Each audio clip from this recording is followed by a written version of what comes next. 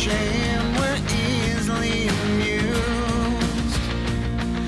The only cure for this forward motion is to make emotion fly away.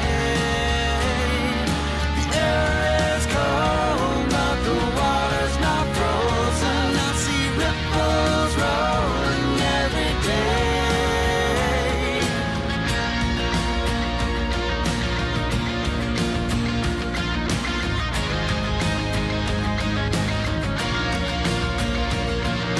Cast a stone and get a hardcore view. Catchphrase of the day is that it's true. There's no coffee talk and only one way to please. It's a shame what you do moves me. The only cure for this forward motion is to make emotion fly away.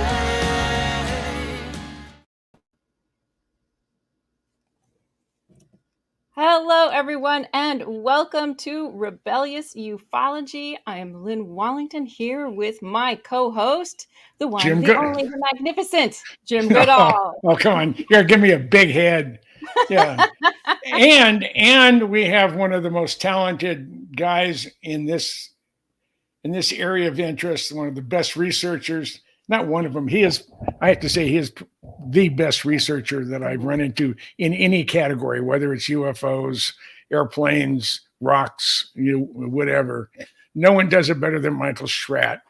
And I want to welcome him to the program. And you there, Michael? I'm here. Thank you very much. Glad to be with you both. Yep, and we're glad to have you here. It's just, it's always a pleasure.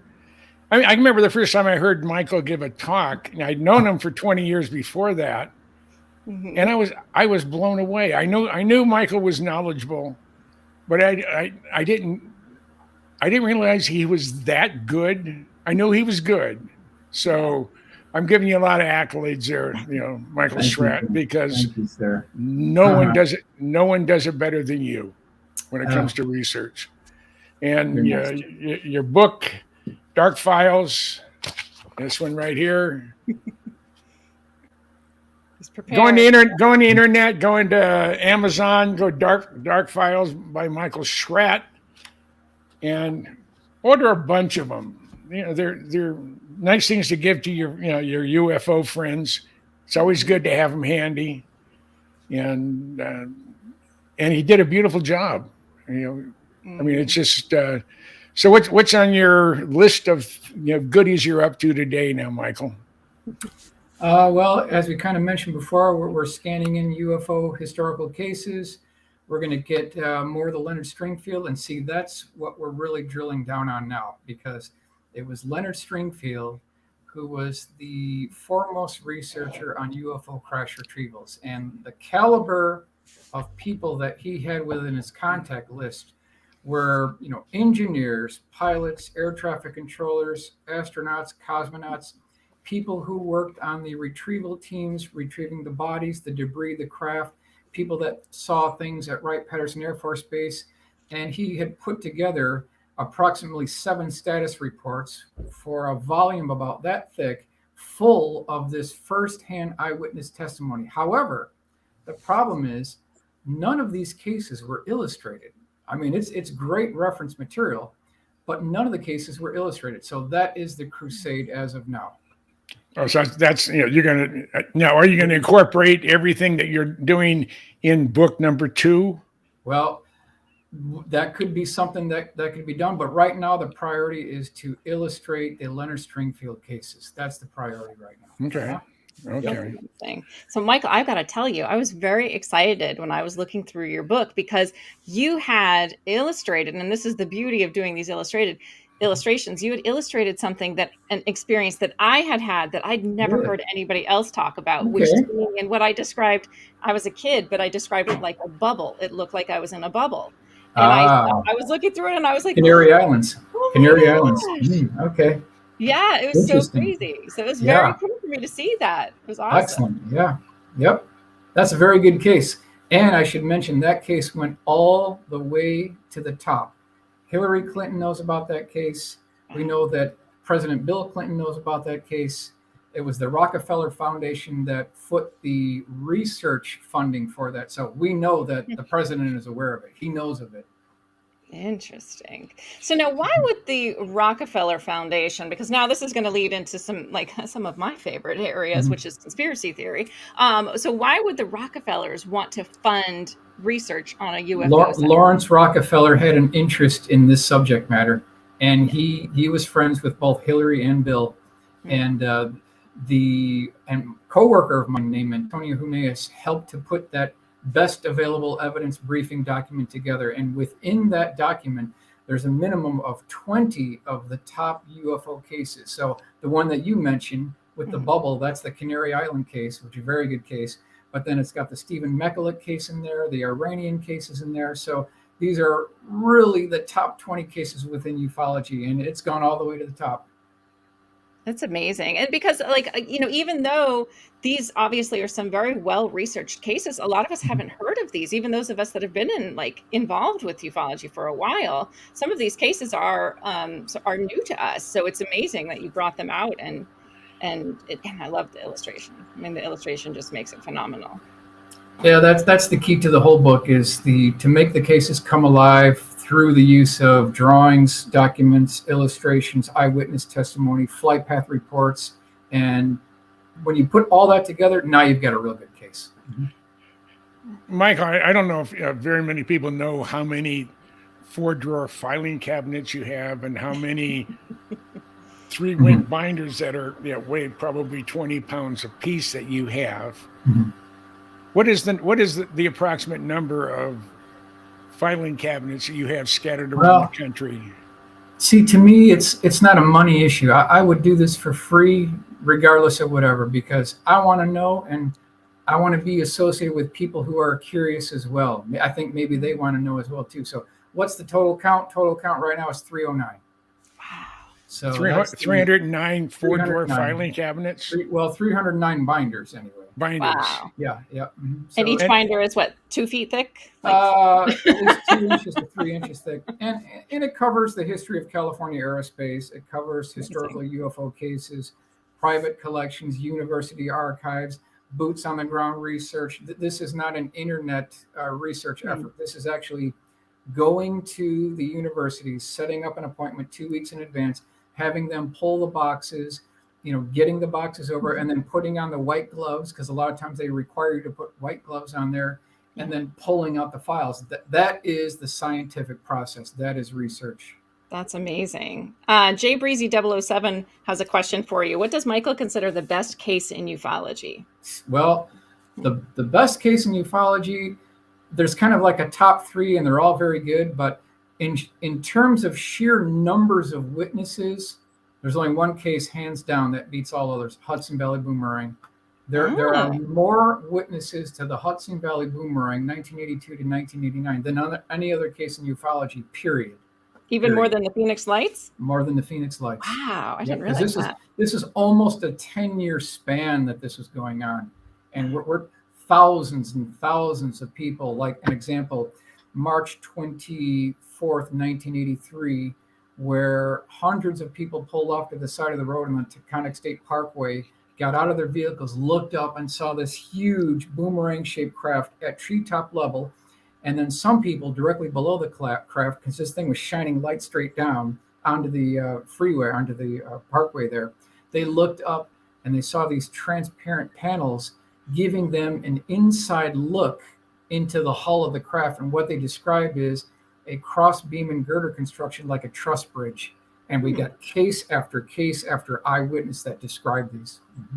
Wow, that is fascinating. How about the one that was over near Hampton Roads, Oceana Naval Air Station?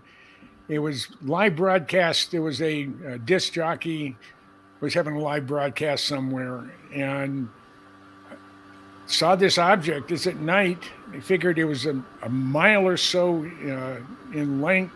Right. They called Oceana Naval Air Station. Says, "What do you have? What is it?" I said, "Well, it's not one of ours." And they more or less hung up, called Langley Air Force Base, And they said, the air traffic control or the command post said, it's not one of ours. Well, who in the hell's is it? I mean, I understand 1,500 people called 911 to report this, whatever huge thing is. I don't know if it was off the coast, but it was in the area. I mean, and it was being talked about live on the air as the radio or TV personality, whoever it was. I never saw anything following up on it, but it's huge, and a lot of people saw it, and yet our military said, well, it's not one of ours. Well, whose is it then? If it's not ours, you don't have something as big as, maybe 10 times the size of a Nimitz class aircraft carrier. There you go.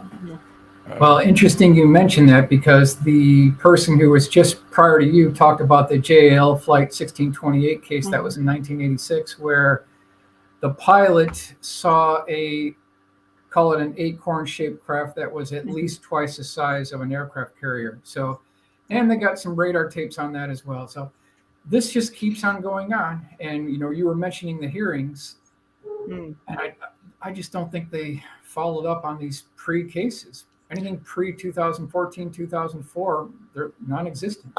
I think, and I mentioned it to Lynn before we came on the air, it's my belief that these two buffoons, I mean, if someone's deputy director for Office of Naval Intelligence, and he states that he wasn't aware of the 9 Minuteman sites that were shut down, that they're not interconnected.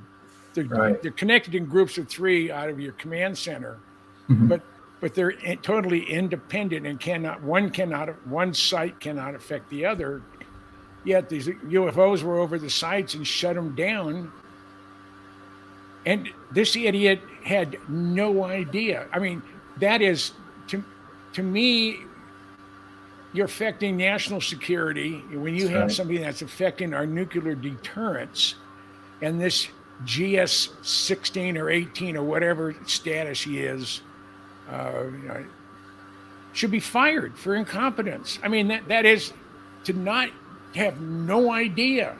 What is your job? Well, no one told us. We weren't briefed on it.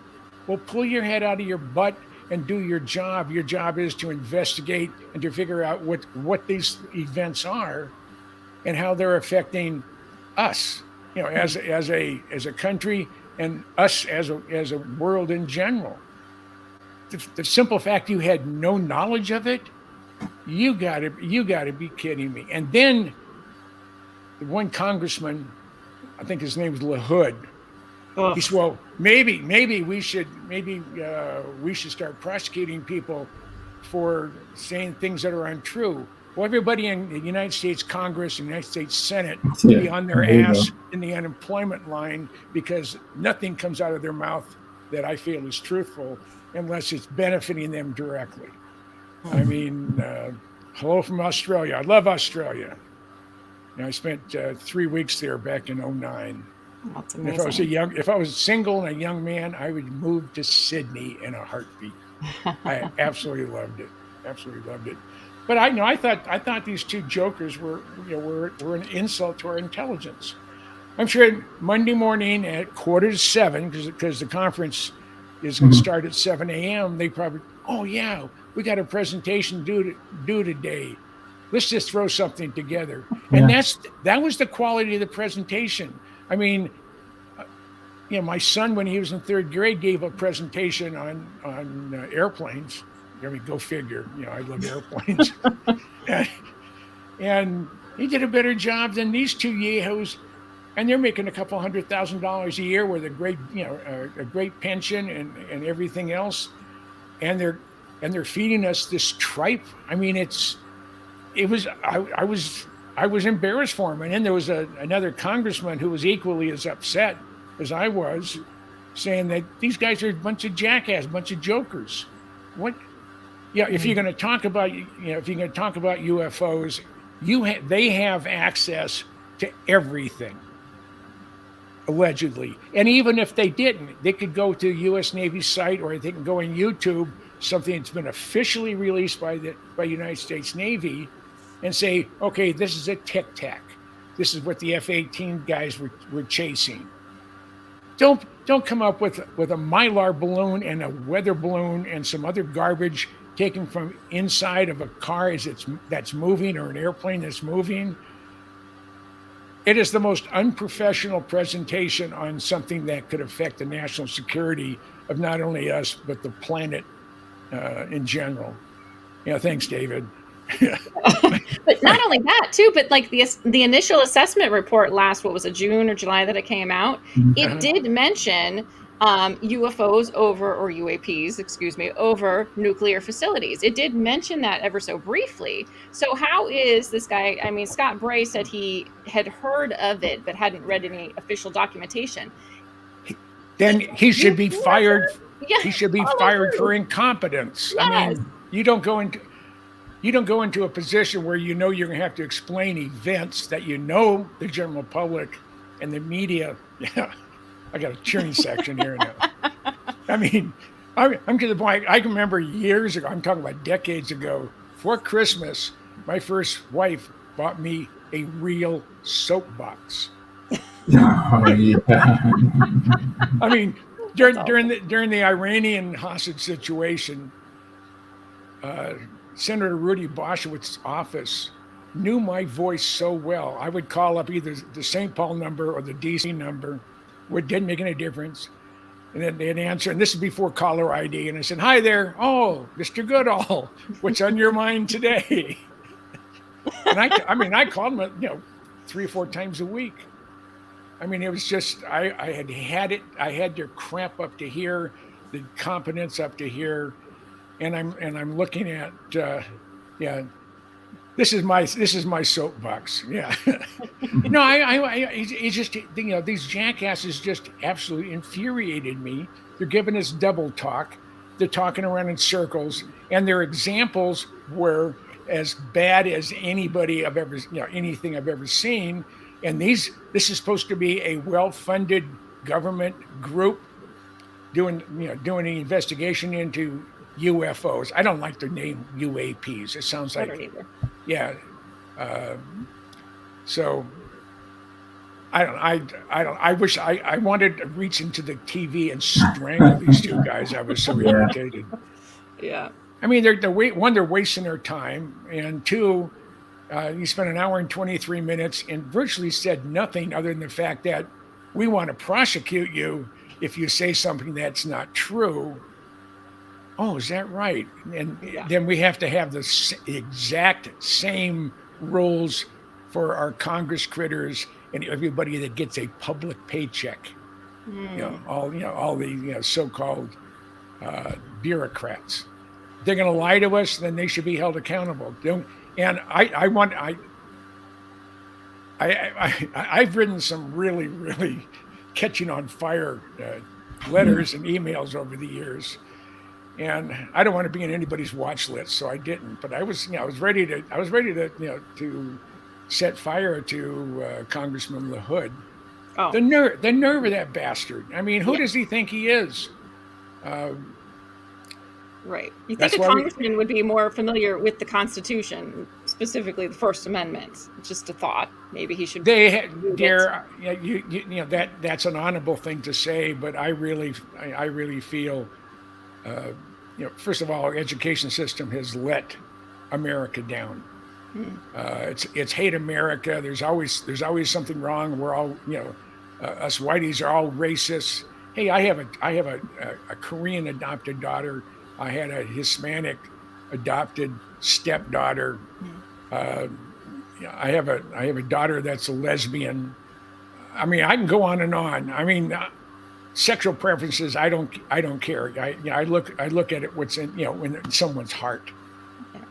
But I'm just so sick and tired of the educational system within the United States trying to destroy the country from within. I mean, at one time I wanted to be a history teacher. I wanted to be a high school history teacher. I absolutely loved U.S. history, and I love world history. But I knew that I have limited tolerance for bullshit. I'm not sure if you beat me on that or what. And I know, and also disrespect. And I knew I'd end up in prison if I became a school teacher, because I know I would take a baseball bat to some of these little smart ass, snots that are out there. But that's probably my age speaking more than anything else. But I had a situation, and again, this has nothing to do with UFOs, but it has to do with the public education system. Mm-hmm. Like I say, I loved U.S. history.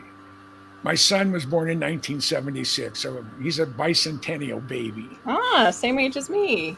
And they had, there was my son James and 5 or 6 of his friends, all smart kids, all doing good in school. They're on 7th grade.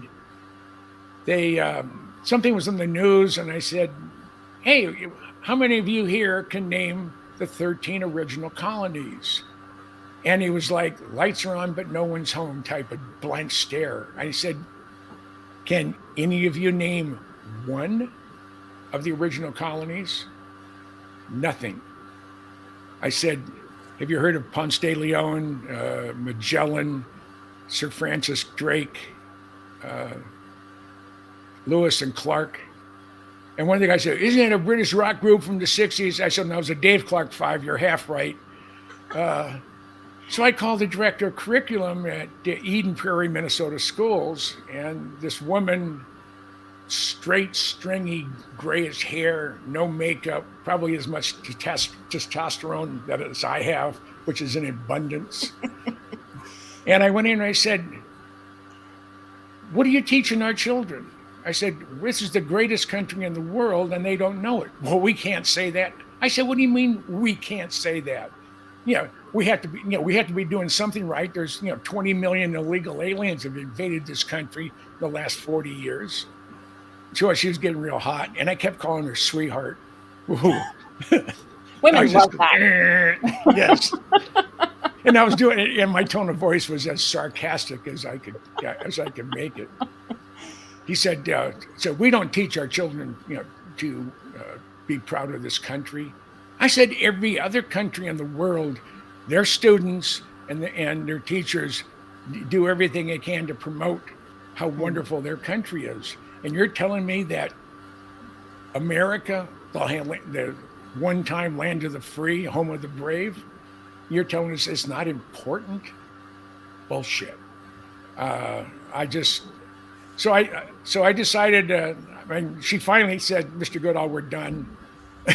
And I left. Hey, Enzo, how's it going? And so I called the principal over at the middle school or the high school. Mm-hmm. She said, no, they do U.S. history for a half a semester in their junior year. That's so we started in first grade.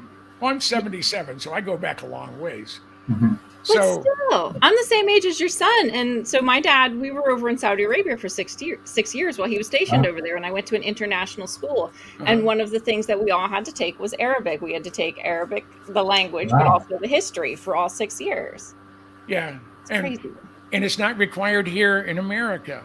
That's why we have these snot-nosed wannabes burning down building and, private business and stuff like that. It just irritated me. So I'm getting a little bit off track. And again, I'm looking for my soapbox. It's not in here, but so I called the principal, and he knew who I was. My first wife and I were very active in all my son's school activities. So I said, can I come over and go to the library and take a look at the history book that is used in our junior year at Eden Prairie Schools, which is one of the best school systems in the state of Minnesota? He said, sure, come in, I'll give you a pass. I walked in the office, next day, got the pass. I went to the library, pulled the book out. The book doesn't mention December 7th, 1941. Oof. Yeah. There's no mention in the chapter on beginning of World War II indicating that the Japanese attacked us. That's crazy. Mm-hmm. Wow. I mean, it's insane. It's insane. I mean, and then I'm looking at the section on Vietnam. It was probably written by Jane Fonda and Michael Hayden. Yeah, Michael. Was it Michael Hayden? Or her husband, one of Jane Fonda's, as anti-American as you can get.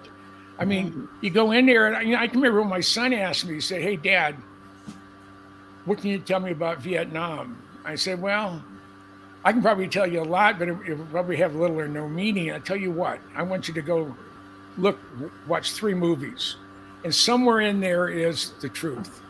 You have the Green Berets with John Wayne. You have Apocalypse Now with all sorts of great people, Martin Sheen and whatever. And you have Full Metal Jacket. Get those 3 movies, watch them, and somewhere in there is the truth, or at least part of the truth. And it's just it's a shame that we have an education system supposedly was at one time one of the best in the world, and now we have young adults or even middle-aged adults that can't write a resume, has no idea why America is who we are, and could care less. I mean, that's what's going to destroy this country is the fact that either we're going to be invaded by aliens, UFO types, or invaded by aliens coming across the border. So we have to be knowledgeable of what's going on in the world. And there's so many people. When I lived in Hawaii, I lived in Waikiki at the Ilokai. Go down Kalakaua, the main drag of Waikiki. Here's one of the most beautiful places on the planet, also on the beach. And you have these people going around. I got some out of my pocket. And all you see is they're like this. They have no idea what they're doing. I mean, they might as well be in Newark or Detroit. Or East St. Louis. I mean, it wouldn't make any difference because they wouldn't, other than being mugged, they wouldn't know. And the same on the beach. I mean, I don't even when I go out in the evening, I don't even take my cell phone with me. I'll leave it in the car, or I'll leave it at home, or when I was in Hawaii, I left it in my apartment. There's too many nice-looking young ladies in bikinis for me to be staring at this phone. I would be priorities. Yeah, absolutely. And I don't know, it's something that just drives me nuts. And there's nothing I can do about it other than jump up and down and get all excited over something I have no control over. So that is true. True. Yeah. But I would love to hear too, kind of going back to what we were talking about with the UAP hearings. Like, Michael, I would love to hear your thoughts on it. What was your reaction to it?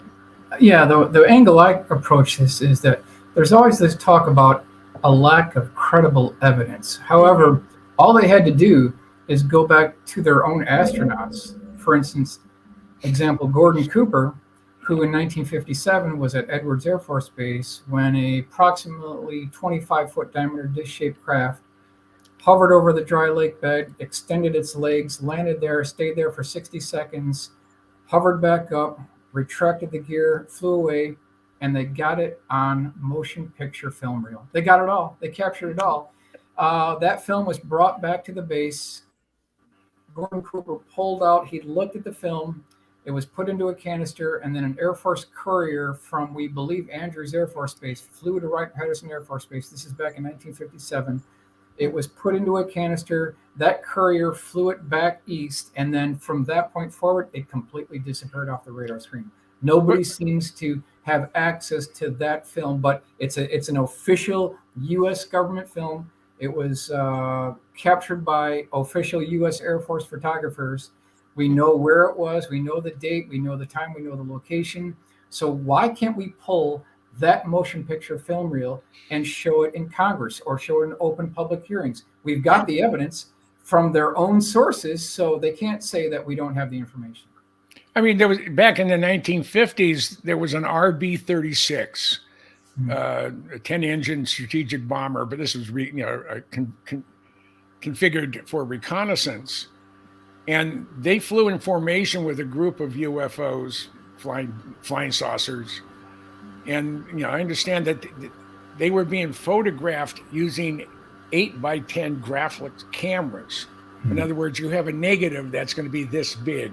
Wow. You could probably, if the windows were open and you looked inside the UFOs, you can probably count the hair follicles on their hair. I mean,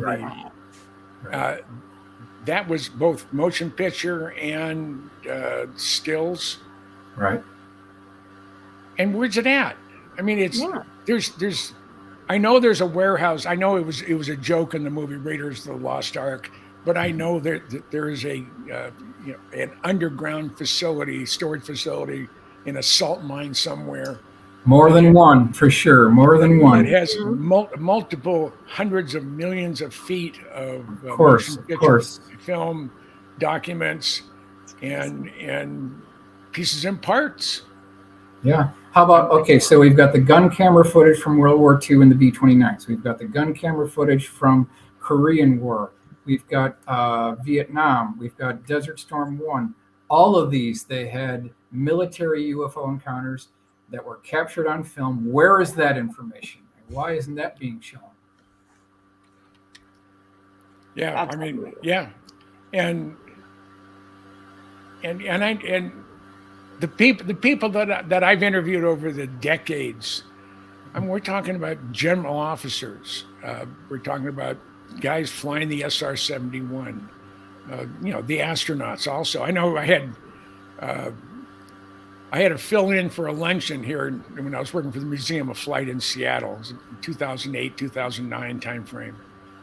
And Tommy Cathcart, my boss, called me up and said, "Hey, I can't make it. I got a doctor's appointment. You want to fill in for me?" I said, "Sure." So I went over to Future of Flight. I went up there and I saw Tommy's name. I sat down at his spot. Another gentleman sat down and I looked over. It was Buzz Aldrin. Oh, wow. Yeah. So he said, "Well, I'm Buzz Aldrin." I said, "Well, I think the whole world knows who you are, sir, and it's a pleasure to meet you." And he said, I got a question. What is your feeling on UFOs? And he just sort of started smirking a little bit. And then he turned his back on me, and then he came back and he basically indicated he wasn't going to comment. Mm-hmm. I was disappointed. Mm-hmm.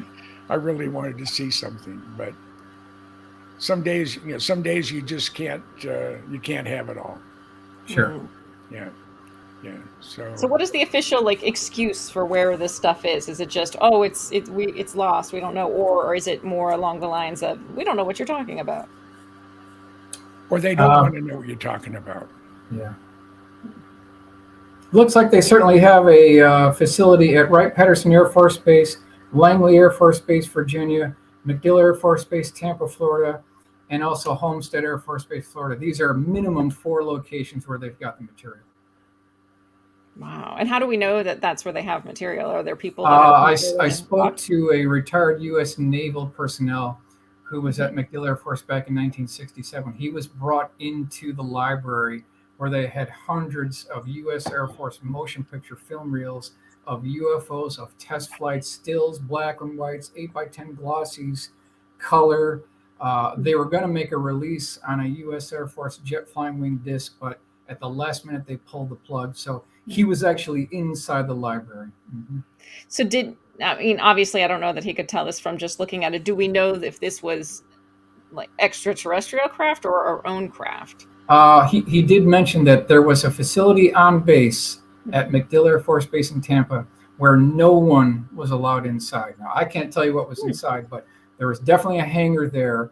I don't even think the base commander was allowed to get in there. So who knows what was inside that? Wow, if the base commander isn't, who's allowed in that? Well, no. On as far as security goes, I can remember at Lowry, we had our crypto vault, which were all the top secret communications went through that, and we had the 451st Strategic Missile Wing at Lowry Air Force Base. We had 18 Titan ones, but the governor was visiting the base, and Major General Anderson was the base commander. And he went up to the access window, pressed the button, and he said, I want to come in and show Governor so-and-so our facility here. And I can't remember the guy's real name, but we called him Hazard because everything he touched blew up. And Hazard said, "Sir," says, I don't have the governor on the access list." Well, I'm telling you as the base commander that I want to show him the comm center. And Hazard said, "Permission denied." He said, "I am a 2-star general. You're a 3-striper. I'm ordering you to let me in." And it says, "If necessary, I'll get the vault combination and open the door myself." And Hazard said, "And sir, if you do, I'm required by law to shoot you." What? So who was giving him that order? The 2-star general was giving this E4. You're gonna let me in with the governor. And I said, and the guy said, "The governor's not on the list." Right. So you're denied access. So if you're not on an access list, correct, there's a lot of times they're not going to even acknowledge the fact that the place exists. The Raiders of the Lost Ark type of warehouse. And that's probably what we're dealing with. I mean, they've been collecting this stuff forever. Probably even before Roswell.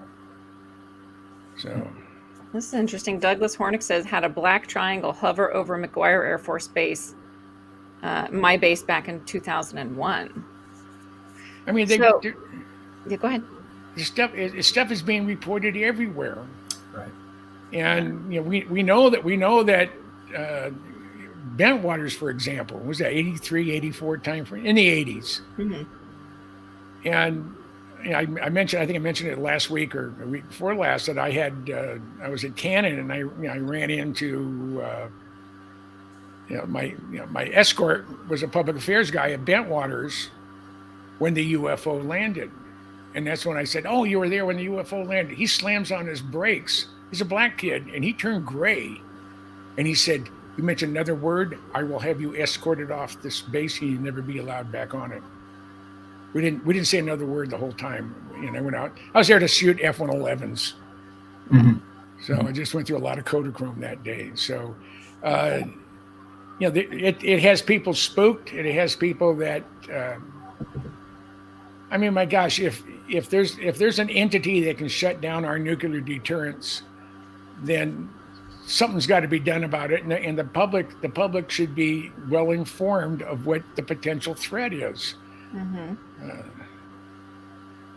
Yeah, absolutely. Yeah. Oh, Steve Campion's here. He says, "Please mention that Michael Schratt is on my show tomorrow night, 9 p.m. for Roswell Revisited." And you're on Thursday. Oh, is that? Oh, you know what, Stephen? I think we might have gotten something mixed up because I am going to be gone on Thursday. So we'll chat later after the show, but I'm glad you said it. So you're going to be on tomorrow on Truth Seekers. That's awesome. Yeah. Again, no one does it better than Michael. So you're too nice, Jim. You're too nice. No, I'm proud to be associated with you. So. I am too. I'm proud to be associated with you. Yeah. Aw, feel the love. Yeah. Speaking of, go ahead, Jim. This is for Enzo. I said, I scrounged the only F-111C, an Aussie F-111, for when I was a curator at the Pacific Aviation Museum in Pearl Harbor. Hey, Chad, how's it going? And so I like the aardvark, or they call it the pig, and it's really quite an airplane. Yeah. But it can't beat my favorite airplane, which is the Blackbird. So. Yeah, that's true. And everything up over here and up over here, every instrument up there has gone at least 2,100 miles an hour. And so I would love to know too, Michael. And so a lot of the times, the shape that most people ask me about, and I'm sure Jim, you've kind of gotten this too, is we've all heard this triangles, right? And the TR-3B. Have you done any research on the TR-3B? Have you found anything? Is there anything to it? Well, the world expert on the triangle UFO configurations is David Marler.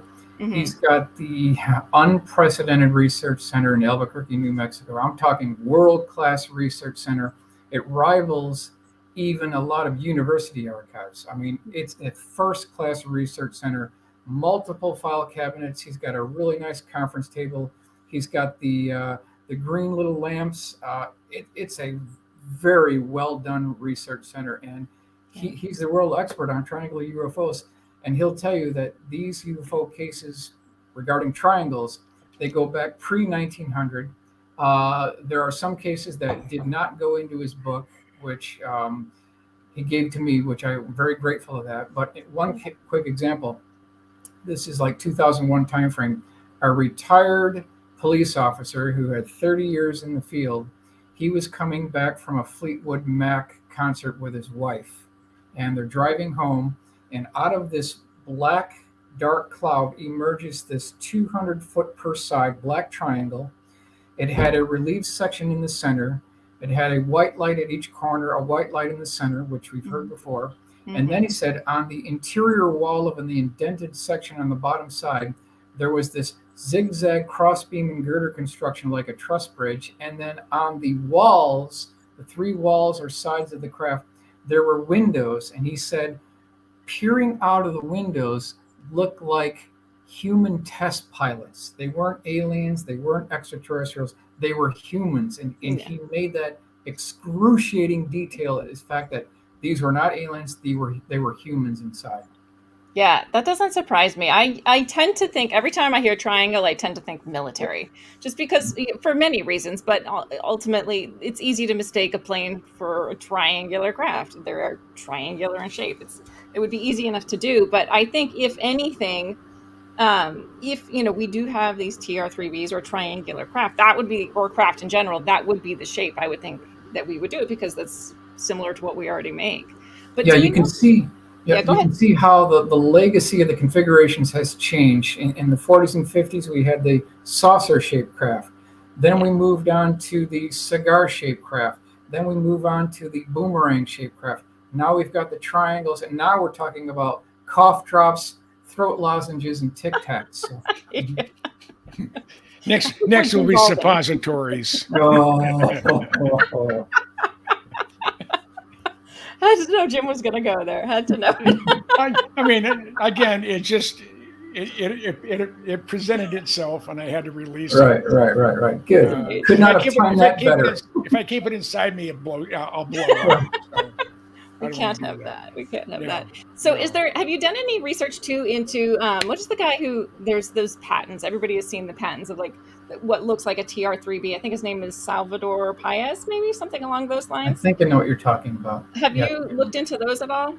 A little bit, kind of focus more on the historical end of these things. But the one point I would make is that when you have multiple different eyewitnesses separated by time and space, and they're all describing the same type of understructure on these vehicles. We have multiple cases from 2001. We've got the Belgian Triangle, 1989, 1990. And the witnesses are describing tubes, pipes, and cylinders on the bottom of these craft. They're also reporting a low-frequency electrical humming noise like a electrical transformer. Also, these things sound like sewing machines when they fly overhead. And it's a CE2 case because it has a static electrical field associated with the propulsion system that knocks out radios and stalls car engines. So it's a CE2. Interesting. Jim, I know a little bit of a tangent, but Crowley has been very patient and like foaming at the mouth to ask you this question. Jim, I told you before, the reason I went into the Air Force was the SR-71. Respect there, Crowley. Unfortunately, got retired that year. Do you think it's been retrofitted? No, I mean, I'm intimately familiar with all 50 of the manned Blackbirds. The A-12, the YF-12, the M-21, the SR-71, A, B, and C, and Big Tail. There's 8 different configurations. I know where they're all at. I know for the fact that when the program came to an end, when Bill Clinton had the ability for about 6 months to be able to redline real specific items on bills, and when he killed the program, shortly thereafter, all of the spare parts, the engines, tires, landing gear, you name it. It was at the Marine Corps depot there, I think it's in Baker, California, right off of Interstate 15 on the way to Vegas. They went in, they brought a shredder in there, and for several months, all they did was shred anything and everything to do with the Blackbirds. Shell Oil doesn't make JP7 anymore, even though it's been rumored that there was some reactivation of making JP7. They don't have any engines. I mean, the J58 was designed to run on JP7, and JP7 is a triple distilled kerosene with a fluorocarbon lubricant in it, and the engines run so hot they have to use the fuel to operate all the pneumatics, and then it's consumed. The fuel goes in there at whatever temperature, and by the time it does all its operations and goes into the exhaust ejector, that fuel is now at 800 degrees Fahrenheit. And the fuel has to be lit chemically. You can get a blowtorch, put it on JP7, and it won't burn. Douglas Hornick, were you there in 67 or in 68? If you were, did you take any pictures? If you did, it was probably an A12, and I would love to see one.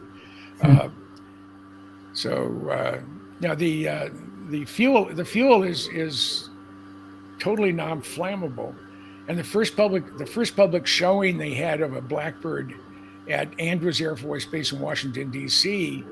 The Fields guy was kind of a prankster. He was an E8. He was a senior master sergeant, and he's sitting on the fuel cart.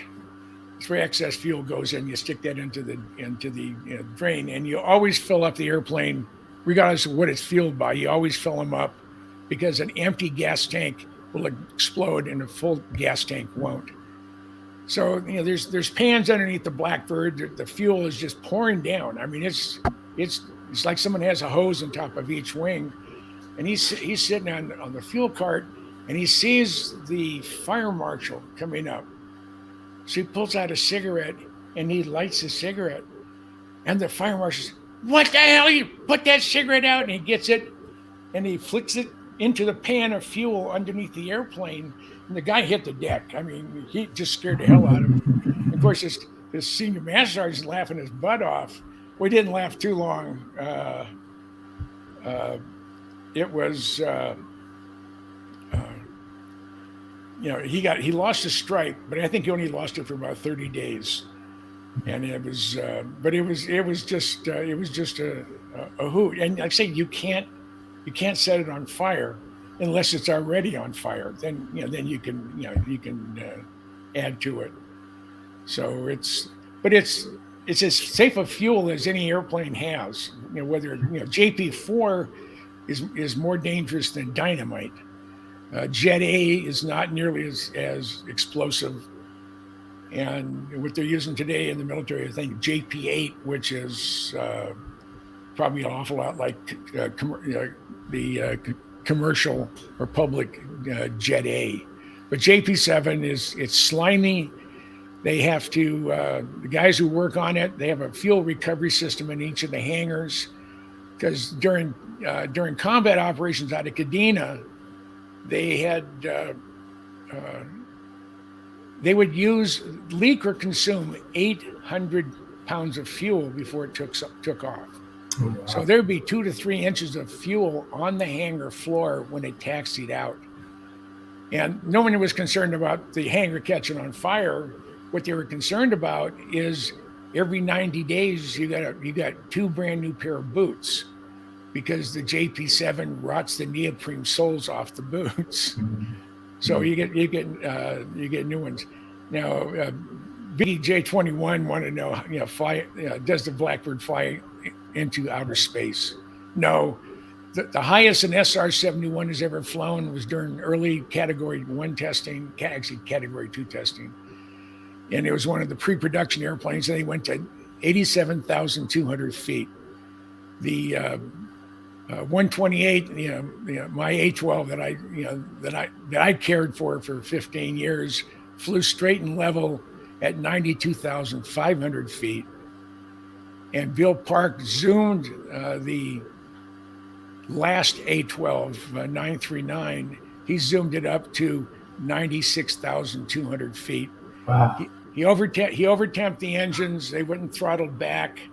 He dropped his gear at Mach 2.7, which you can do according to the tech order. You can do that. He rips off the gear doors, but you just can't do it during transonic regime, which is just before Mach 1, just after Mach 1. So, and he finally shut down the right engine because they say he wouldn't throttle back. And as he's coming into Area 51 and he's banking in for his final, the airplane continues to rotate. And when he punched out, the airplane was like this. He made one swing and he was on the ground. Wow. And then the Blackbird came over and almost crashed on top of him. And that was because they say he overtemped everything, and one of the hydraulic actuators on outboard elevon stuck in the full up position, which caused him to continue to rotate, to turn. So it does. It flies high, flies faster than anything we have that they'll acknowledge today. But and the suit is good up to about 125,000 feet. It's not a space qualified suit. So if you could probably survive, but you don't, if you don't have your oxygen pack on you, and you had to eject, you have 40 minutes of oxygen, and you'll be dead by the time you hit the regular atmosphere, and you'd also be going supersonic speed. Lynn, you're on mute. Sorry. Yeah. Wouldn't it get a little hot on the descent as well, I would think? Well, not really. Actually, when Bill Park suffered a mid-air collision with a drone at 78,000 feet at Mach 3.1, the outside temperature is minus 70 degrees Fahrenheit. Yeah.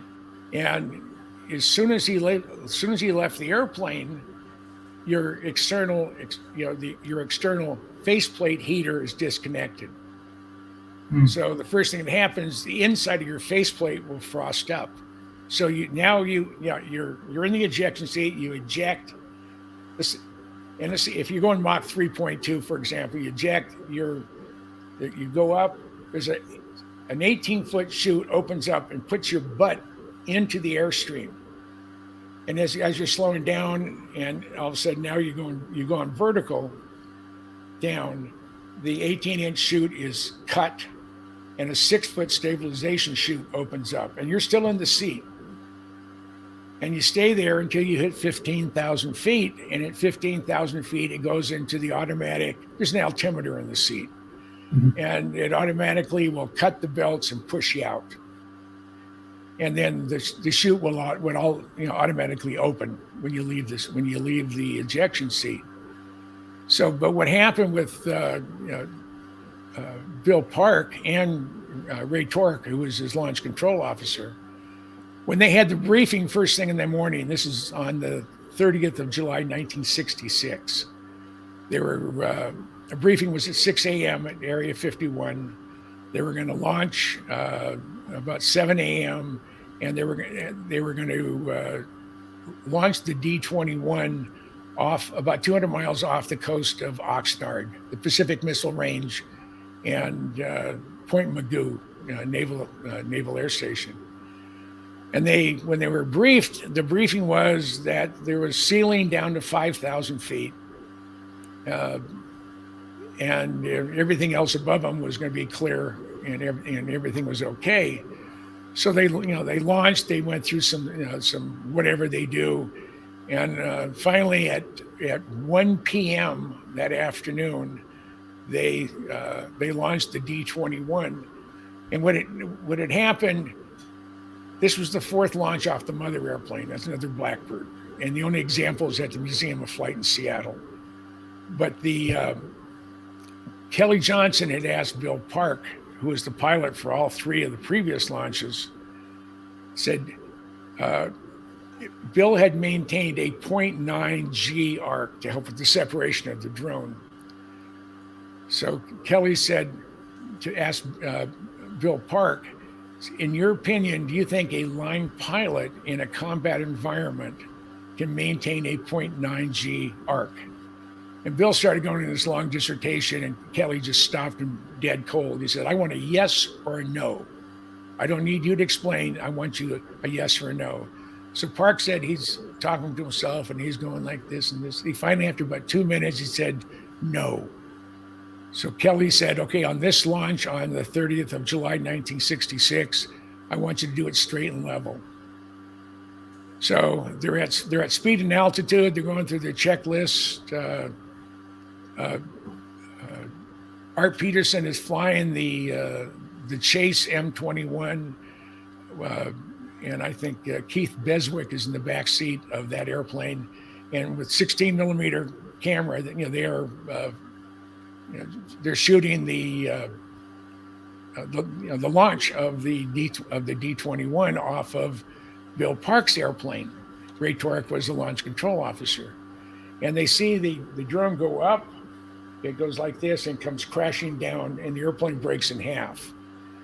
Initially, Bill Park thought that he had a shift in the aft center of gravity, and he was pitching up, so he gave it some forward stick. But he said when things started going by him this way, he knew that wasn't a good sign. That's right. And his policy has always been stay with the airplane until it's safer not to be staying in the airplane. So they rode the forward fuselage down from 80,000 feet to 65,000 feet. And it's tumbling and twirling at the same time. So they're going through multiple 5 or 6 G's positive to 5 or 6 G's negative. Oh my gosh. And finally at 65,000 feet, Park said, time to leave. And he ejects. And he saw the flash from Ray Torek ejecting.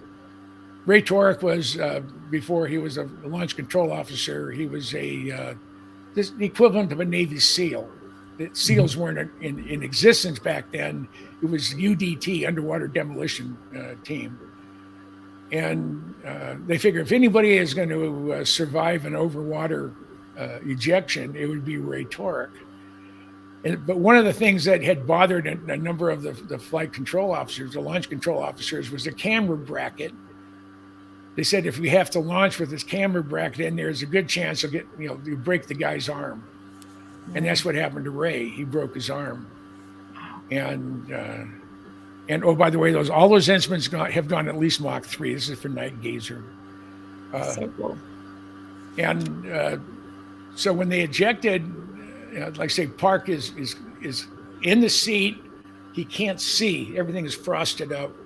And he's telling himself, Lockheed promised me that the main chute I'd be pushed out of the seat and the main chute would open up at 15,000 feet.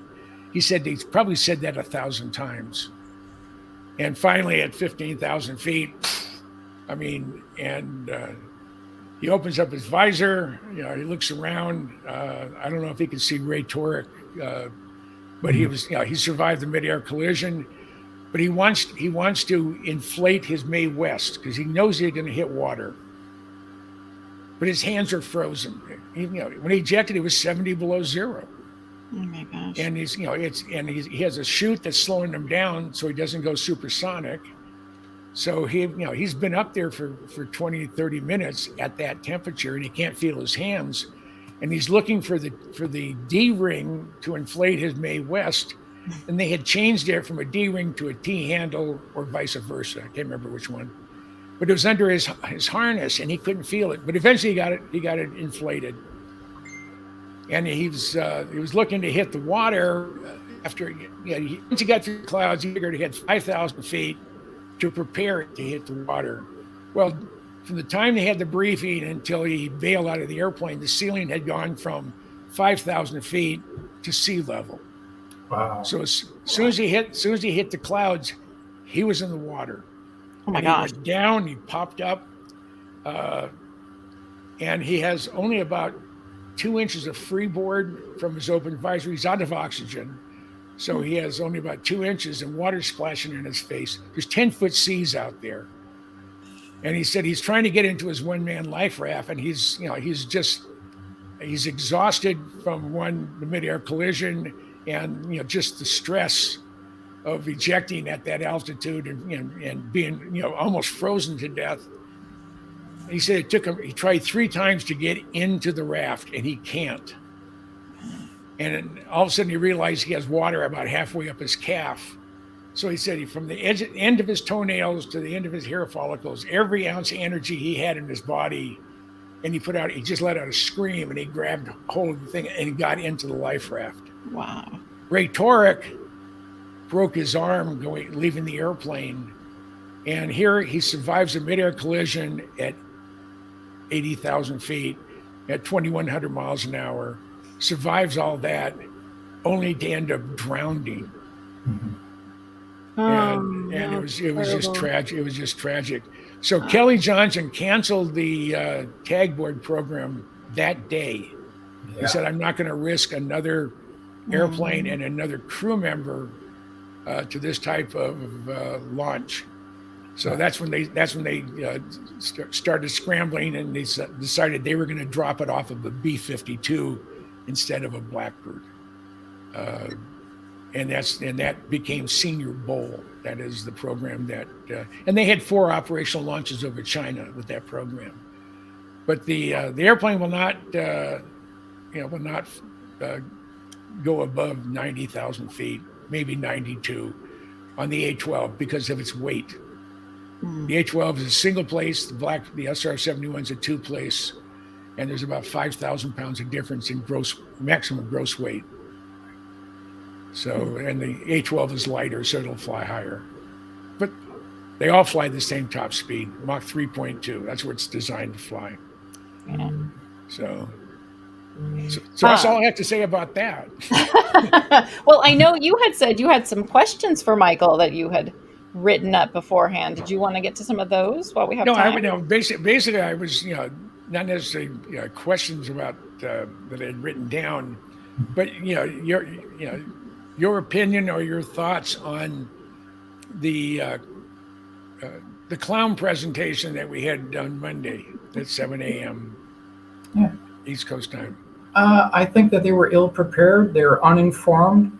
They didn't look at any real historical cases. All you have to do is go to NICAP.org and go to 1952. And that case was a year of a UFO flap, meaning that there were even more UFO sighting cases in 1952 than there were in 1947. In many cases during 52, our own U.S. Air Force pilots were told to scramble after these, shoot these down if they could, and then that order was rescinded. So all they had to do is just look at some of these historical cases. None of that was presented. So again, it's just one of these, they just weren't prepared. They weren't prepared, or might have been on purpose. I think it was on purpose. I think they're just, they're pulling our chain. Right. And it's a disservice, to all of us. We're taxpayers. They're being paid with our tax money. And if you're going to have a presentation on UAPs, UFOs, flying saucers, things that go bump in the night, at least do some basic homework. Yeah. And what they did, I think, was an abomination. It was unprofessional, and it made them look like a bunch of fools. I mean, you look. I look at Washington D.C. and I expect to see a big circus tent there, and all the clowns that work and operate and live around the area. So they had planes at the end of runways ready to go with gun camera footage. At a moment's notice, they would take off, chase after these things, and get the footage. That went on throughout the 1952 timeframe. So there is no lack of information and evidence. There's not a lack of it at all. When John Andrews from Testers, when he was still alive, he was very close to Linda Moten Howe. Now, I've never met Linda, but John said, and again, I can't speak for her, but I'm speaking what John Andrews told me. He said that our government had contacted Linda and asked her to put together a series of documentary films using, a semi-load of UFO material that they had delivered to her location. And apparently she was just starting to get into it. And I think someone got cold feet and came in and said, well, we'll pay you for what we contracted you to do. We'll pay you the full amount, but we're going to take all your notes, and we're going to take any editing you've done, and we're going to take everything that you have, and we're going to take it back. Yeah. So at one time there was an effort, and again, I've been hoping to run into Linda at a couple of the UFO conferences, and she hasn't been there, because I think it would be, I'd like to know what transpired during that event, because she had to have an opportunity to see some of the stuff, since she was starting to go through it and take a look and making notes. So it's just she's got to be a resource, and again, I don't know why she's not front and center, because she's been exposed to some of this stuff. Maybe not a whole lot of it before they came and took it all back, but it's something that we should she should be talking about, unless she can't. They may have gotten hold of her and say, okay, we paid you X number of dollars to do this, but you also signed an NDA, and I'll tell you what, if you say anything on it, we're just going to run you through the coals, and regardless of what we paid you, it's going to cost you 10 times much just to protect your reputation. So that may have been what they said. I don't know. I'm just. I don't think we have a lot of good, honest players in this area of our government when it comes to UFOs. I think they're all concerned about their own little fiefdoms or serfdoms, whatever you want to call it, and that controlling classified information is power. Mm-hmm. And they don't want to relinquish any of it. And if they start telling the American public, gee, maybe we may make some of our own conclusions on what are they threats? I don't think they are. If UFO or alien encounters had been threats, I think we'd have been well aware of it a long time ago. So. Or I think they'd have the capability to just kind of do whatever they wanted, really, if they're able to come here. Absolutely. I mean, if they can shut down 9 intercontinental ballistic missile sites of our United States Air Force, or if they can shut down all communications on certain places, or if they can in a blink of an eye be here and all of a sudden boom, they're somewhere else, and if they can go across the universe. Even within our galaxy, that's a lot more capability than we have today as humans. Well, they've been seen going in and outside of oceans, and they have also been seen going right into the side of mountains with no impact. So, in a lot of these cases, it's not like we're dealing with a nuts and bolts phenomenon here. Yeah. Mm-hmm. So, you know what, another one that I find really interesting too, and I would be surprised, well, I guess I would be surprised, but also not surprised that they may not bring this one up. It happened, I think, was it in 52 when the UFOs flew over the Capitol building, and we have that picture. July. Yeah, July have you 52. looked into that one? Yep. Yeah, July 52, where it was confirmed on ATC, they recorded on radar, and that happened 2 consecutive weekends, and we scrambled our jets, and when they got within the vicinity of the craft, they disappeared, and then they came back again. So it was this cat and mouse thing that went on for 2 consecutive weekends, but they have those tapes, so there's no lack of evidence there. And in 52, we've got multiple newspaper clippings of these things being clocked at 2,300 miles an hour back in 1952. Yeah. And then we have, 47, where we had the Battle of LA? I believe that was 42. 42? Yeah. Okay. 40. It was before Roswell. Yeah. Yeah. So, and we have news footage of it, of it happening. And there's talk about at least one craft being recovered during that incident. So that predates Roswell. And then if you link that up with Cape Girardeau 1941, so by 1947, they already had 3 retrieval operations. That's crazy. Do you think they'll ever, I mean, I know my feelings on this, but do you think they'll ever disclose any of this information to us? I don't think so, because the propulsion systems associated with these vehicles would doom the oil industries. That would take out the coal fire plants, that would take out the nuclear power plants, that would take out the solar energy, and then all the wind farms would be gone too. So it'd be a multi-trillion-dollar industry, obsolete overnight if they released it. Incredible. I mean, So- go on. No, you go ahead. I mean, it's a shame that, you know, we've been exposed to that type of technology in some form or another since long before Roswell. It's just it's a shame. It's a shame that something wasn't done back then, before we got so embedded into the petrochemical, oil and gas industry and power generation. Because that's right. I mean, if all of a sudden, you know, we have free and pollution-free energy, there's a lot of countries that will go belly up. All the Middle East. Oh, Russia. Of course, Russia is also in a pickle right now, anyway. But Russia needs $130 a barrel gas or oil to break even on all their expenditures. Yeah. And they're getting their ass beat, whether it's good or bad, regardless of which side of the aisle you're on. The Russians are just getting in the shorts in the Ukraine. This is interesting. Hatch 61, who must be kind of in my neck of the woods. Michael, the other night we were having some lightning and there was a big bolt in Cape Cod Bay. 5 minutes later, there were 2 military osprey hovering over the spot where the lightning hit. Interesting. Difficult to say what might happen there.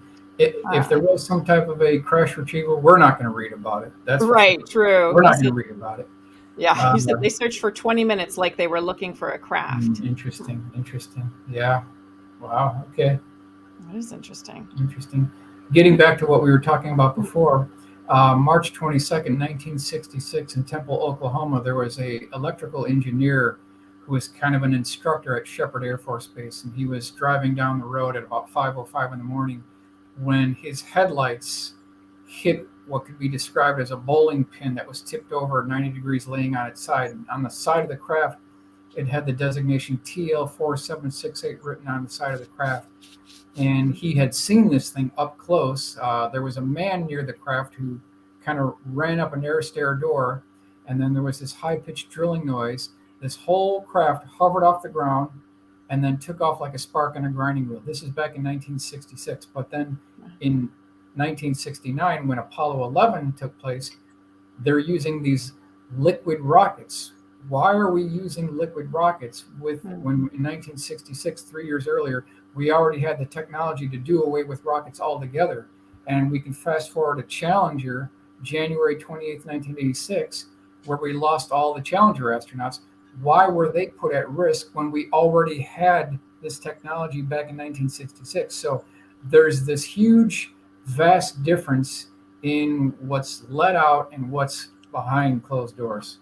I mean, it's like what Ben Rich stated a couple different times. He said we have the ability to take ET home, but the powers that be won't make that information public. I mean, it's and like I say, he said, see movies like Star Trek or Star Wars. We've been there, done that, or decided it wasn't worth the effort, and that includes pollution-free energy. That includes instantaneous. I want to go from here to there. Let's go into a transporter, zap, boom, you're there. We have lost a century. We have lost a century here. That's what we're looking at. Yeah, pretty much. So what do you both think about, so we've had UFO sightings for forever. hundreds and hundreds of years, right? We have the Aurora, Texas incident where we had the craft that crashed and supposedly they buried the bodies, et cetera, et cetera. Multiple people were witnesses to this. So these things were just kind of out in the public. When did it go from that to we need to conceal and cover everything? Good question. Well, you were talking about 1897. We've got the 1897 mystery airship wave, but we've got cases within the Otto Binder reports of USOs in the 1490s. So this predates Kenneth Arnold by, we're talking a long time here.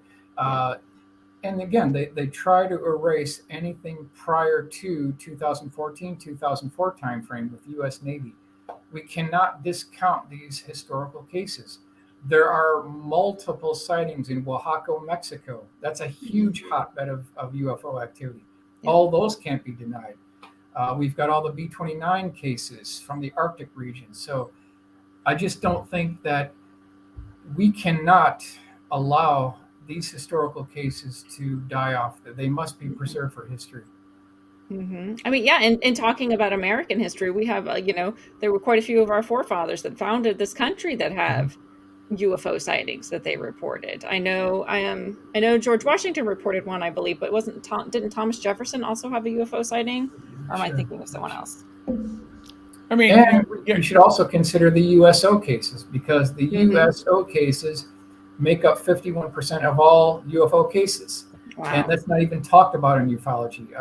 A lot of anything that Ivan T. Sanderson had compiled, because he was the leader in USO cases. And we've got multiple Navy cases, submarines, battleships, destroyers, carriers, of these craft punching out of the ocean, leaving this huge spray, and then there's a boiling ring where it departed, and then going right off into space, confirmed by the U.S. Navy. That happened multiple times.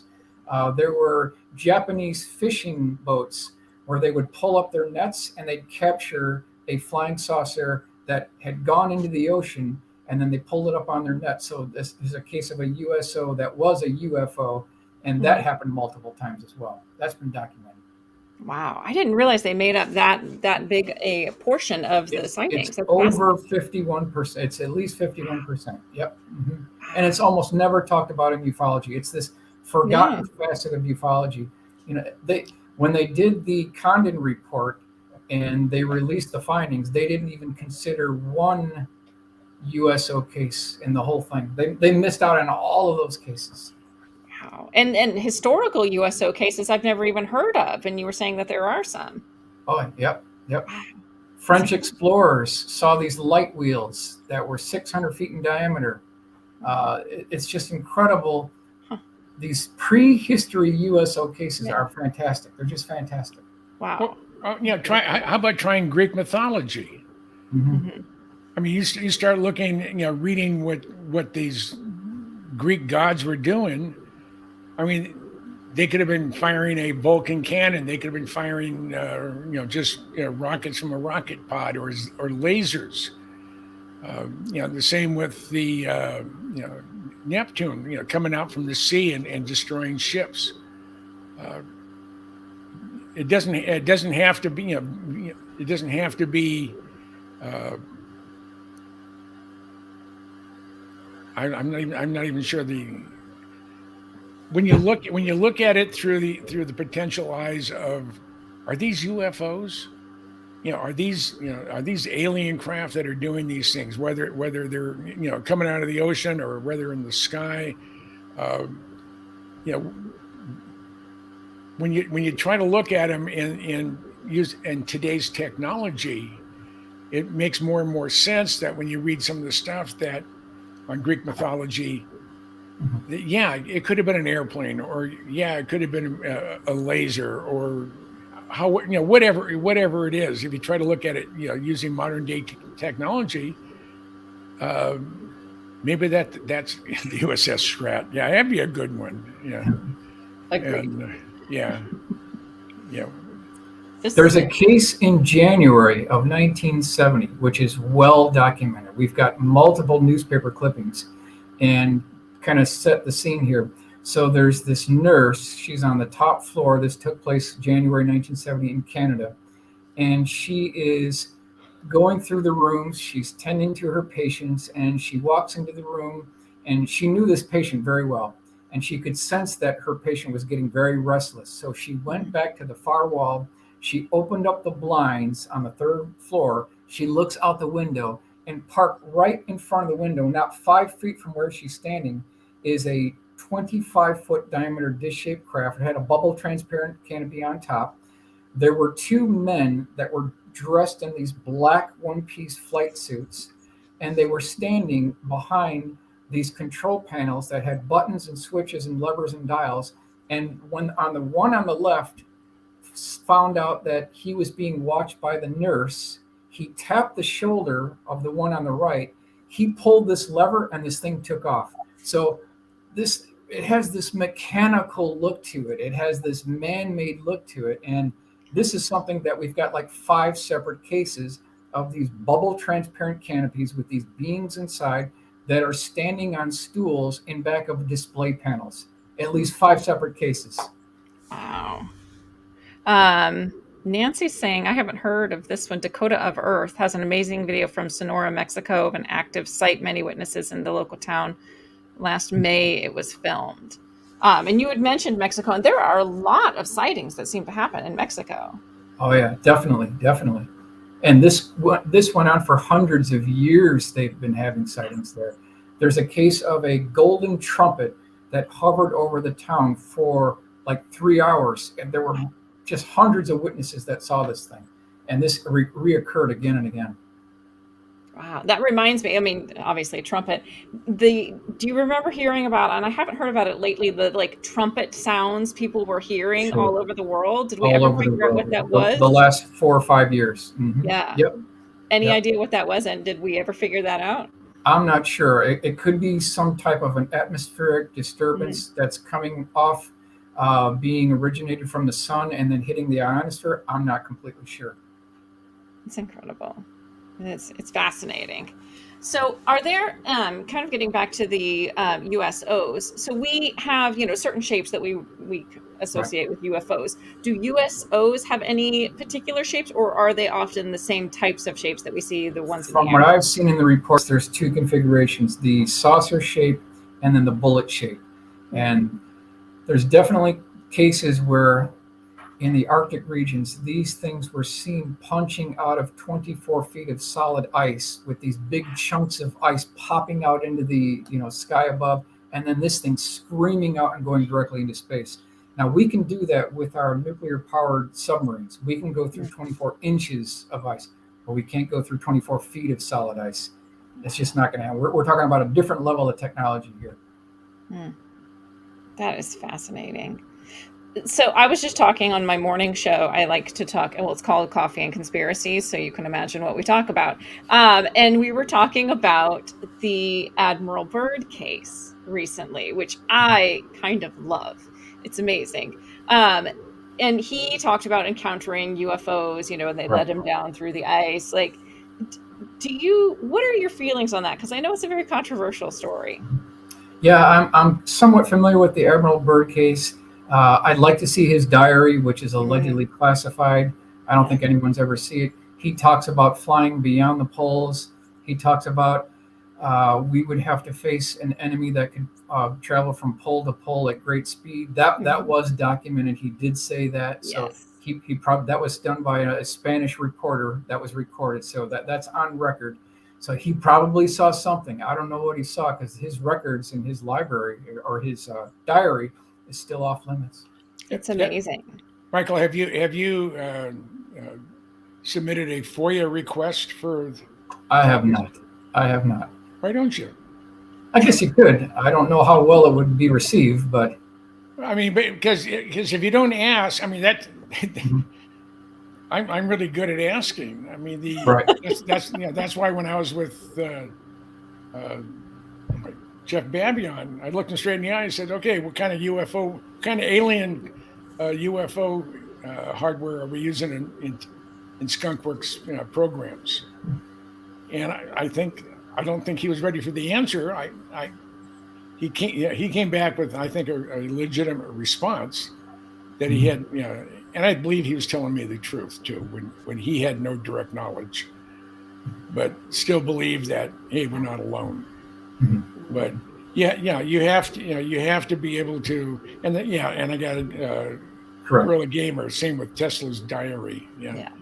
and there's somewhere, and again, it's probably the Raiders of the Lost Ark type of warehouse, and that shouldn't be. We shouldn't. If it's not our technology and it's a potential threat to our national security, then there's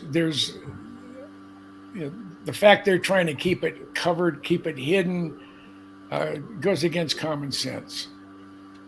I mean, to be, I remember as a kid, we used to do duck and cover. We were always, we did that all the time. So here, we were dealing with an external threat to the U.S., be it, the Soviet Union. And we were probably emotionally prepared for it, not necessarily correctly prepared for it, but we had accepted the fact that we could be attacked. And I think the same type of common sense should work towards the UFO sightings. And what are we fearful of? Mhm. What are the reproduction?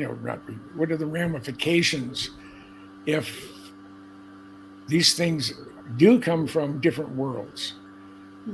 Now, and again, I keep going back to Ben Rich. He said it in writing. He said it to me directly, and he said it at UCLA. We have the ability to take ET home, but our government won't let us release the information.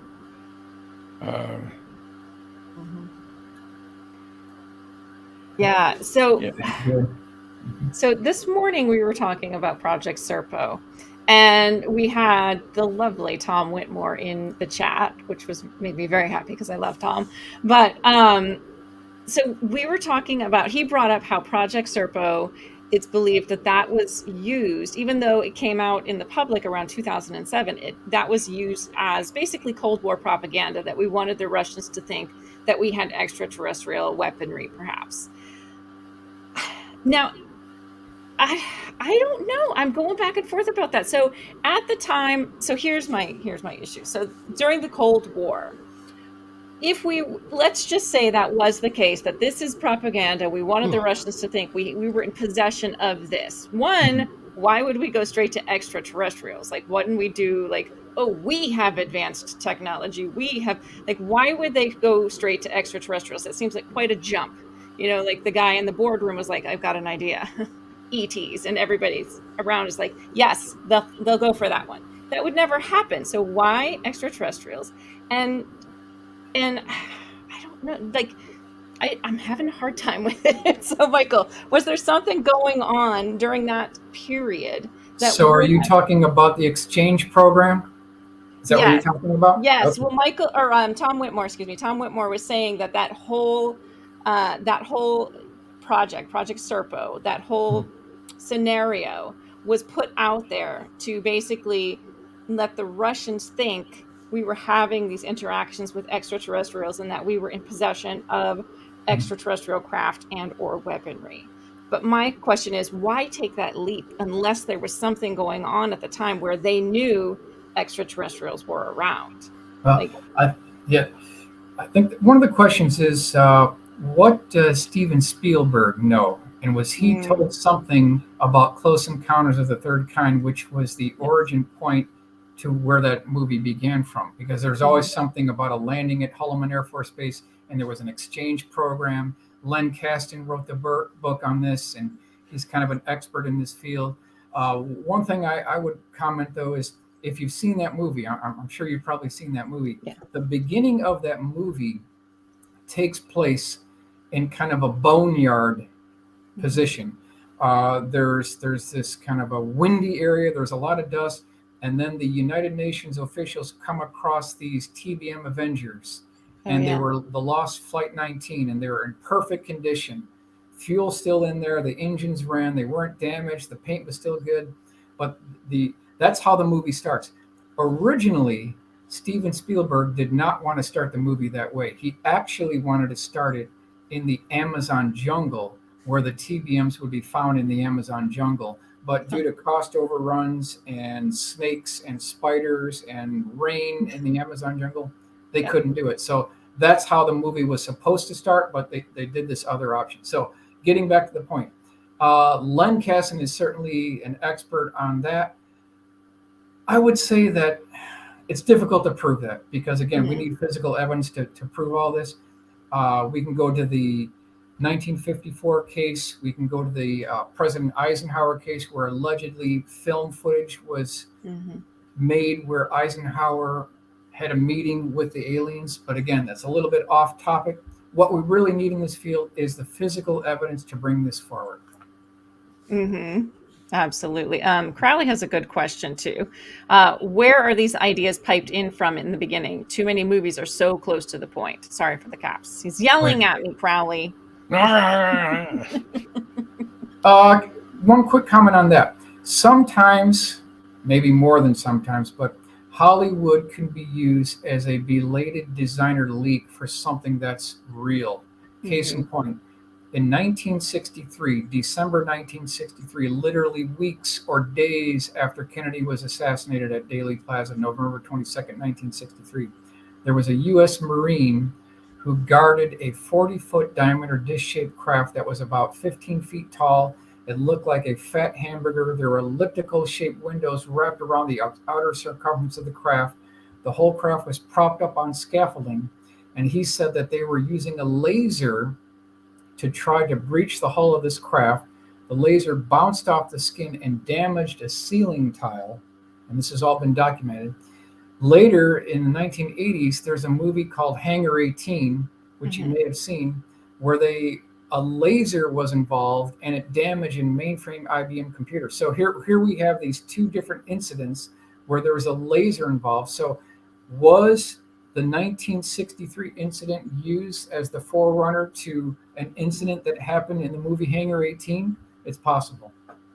Interesting. I just recently heard about, and I didn't know about this, that during the Vietnam War, there were UFOs that were sighted. I'm sure you've probably heard this, and they were fired upon, and then the bullets basically came back at them. Have you looked at it? Because I didn't know anything about this. The Autobinder reports include cases of UFO sightings and UH-1 military helicopters. Yes. And the bullets came back to them? Well, I've got a couple of cases from the late 1800s where multiple barrel shotguns were fired at these things and they hit and bounced off, but had no effect. So yeah, they've been fired on before.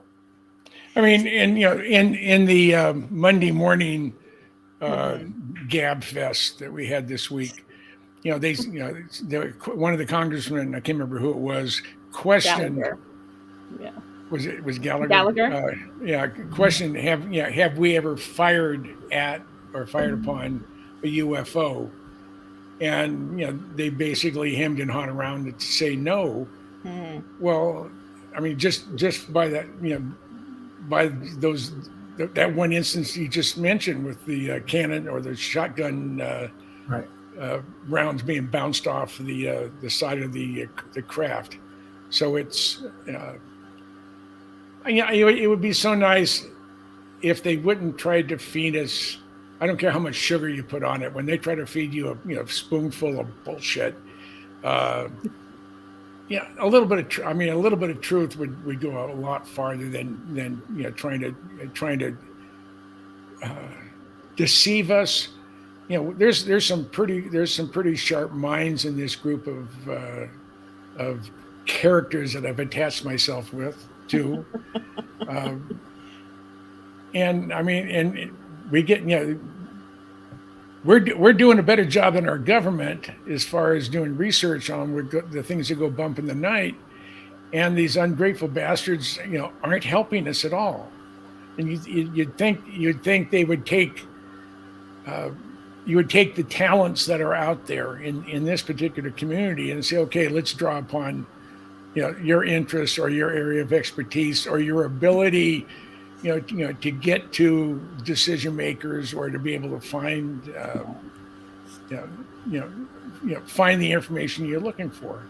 And I'm getting I guess tired of seeing the same 2 or 3 faces being the spokesperson for the UFO community. Mhm. And it's 2 of them I know fairly well. One of them I know, but I don't know him intimately. So I don't know. I'm ready. I'm ready for the truth to come out. And I don't know. And hopefully it'll come out in my lifetime, but I don't know if it will.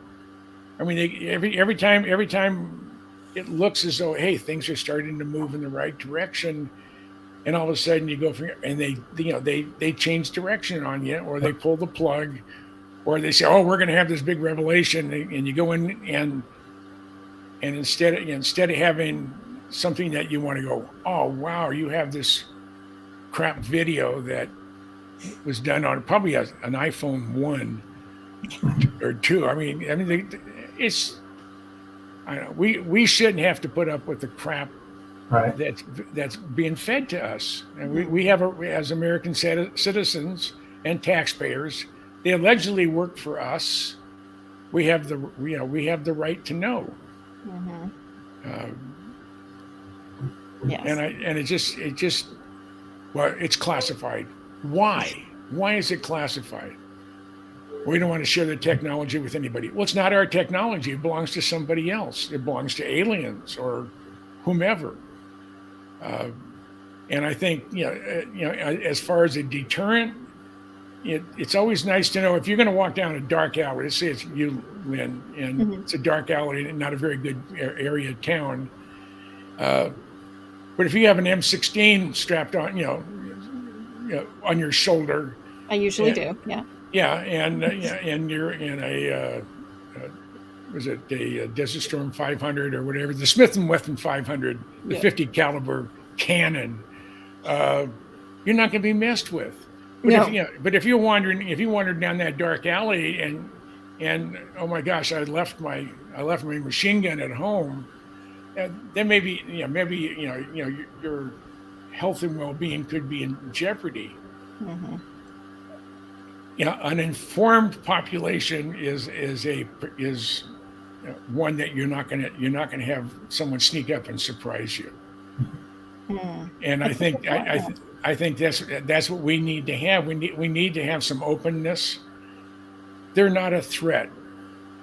If they were a threat, we would have known it a long time ago. If they didn't want us to go to space, it ended with Vanguard. Nothing ever got off the launch platform, and they have the ability to do that. I mean, there's and what about the ICBM test flights that are you see an object come up and it's flying right with this a Minuteman, or I think it was Minuteman 3 test flight, and this thing is flying right along with it. It zaps it, and all of a sudden the thing blows up or crashes or whatever. I feel holograms being used, mistaken for large portions of sightings. I don't know about holograms. I think that the equipment is out there. I don't think it has to be created in a holograph. And if it's not our equipment, then we don't have any control over it anyway. And I'd like to know what the Israelis know when they say that they're here, but we're not ready for them yet. And I do have I will know more. Favorite UFO song? No. I guess I don't know. I'm wondering if they meant sighting or if they really meant song. Yeah. Yeah. I have a friend of mine that I just realized retired from the NSA just a bit ago. And I'm going to be where they're at later on this year. And that was the person when Tucker Carlson and that government employee announced that they were craft not made of this earth that are flying on our airspace. I sent an email off to that person and I got an instant response. Why did you see one? I said, no. I said, well, I can't comment on this platform, but they're here. And Wait, who was it that said this? A friend of mine who works the National Security Agency. Oh, okay. They're now retired. And I'm going to be in close proximity to that person later on this summer. And I'm going to see if they will go on, officially on the record on a video. I'm going to see what I can do. So I don't know if it'll happen. Right. I know the person will sit down and talk with me and spill their guts, but I don't know if they'll allow me to record any of it. And that's the frustrating part. And I got, and I have, George Hernandez. Yeah. I think they're, I think there's all sorts of portals where they hit the water, hit on the side of a mountain, or just sort of disappear in the clouds and don't come out the other end. There's got to be a way that they're either cloaking or they have the ability to instantaneously be somewhere else. I mean, I'm talking about a long way away. Yeah. What are your thoughts on that, Michael? Yes, we've got a case in Vietnam where there was a B-52 that was flying near Guam. It was at night, and the B-52 caught something on radar, and as it got closer, it was about a half-mile long or wide dish-shaped craft that it had these veins on the outer, you could call it the outer section or the outer rim of the craft, and these veins were rotating very rapidly to the point where it was just kind of a blur. And there were 27 levels on this cupola dome-shaped craft on the top of it. A friend of mine interviewed the pilot of a B-24 who was also involved in this particular incident. And they did about 2 orbits around this B-52. And then this thing took off like a spark on a grinding wheel. And then it opened up some type of a wormhole. And the pilot and co-pilot could see blue sky and clouds. And when they went through this, you could call it a portal or something, it trickled back to darkness again. So it had opened up some kind of a warp, went in, and then it closed. Almost like a Stargate. Kind of, yep. And we know this that thing there was about a half a mile in diameter. the like portal craft, or whatever we want to call it. Wow. The craft was about a half mile in diameter. Yep. Now, there are obviously reports of like similar, not quite so large, I don't think, portals over Skinwalker Ranch. We've heard people say this. Like, have you heard anything about those? Is there any validity to that? That's not my area of research, so I don't really follow up too much on Skinwalker Ranch. It's fascinating. Yeah, I'm going to be right by it in a couple of days. Very excited. Yeah. No, I've seen a couple of the episodes, and it's interesting. When they were digging in the ground, they were being affected. Well, how did the houses that are currently there, how did they get built?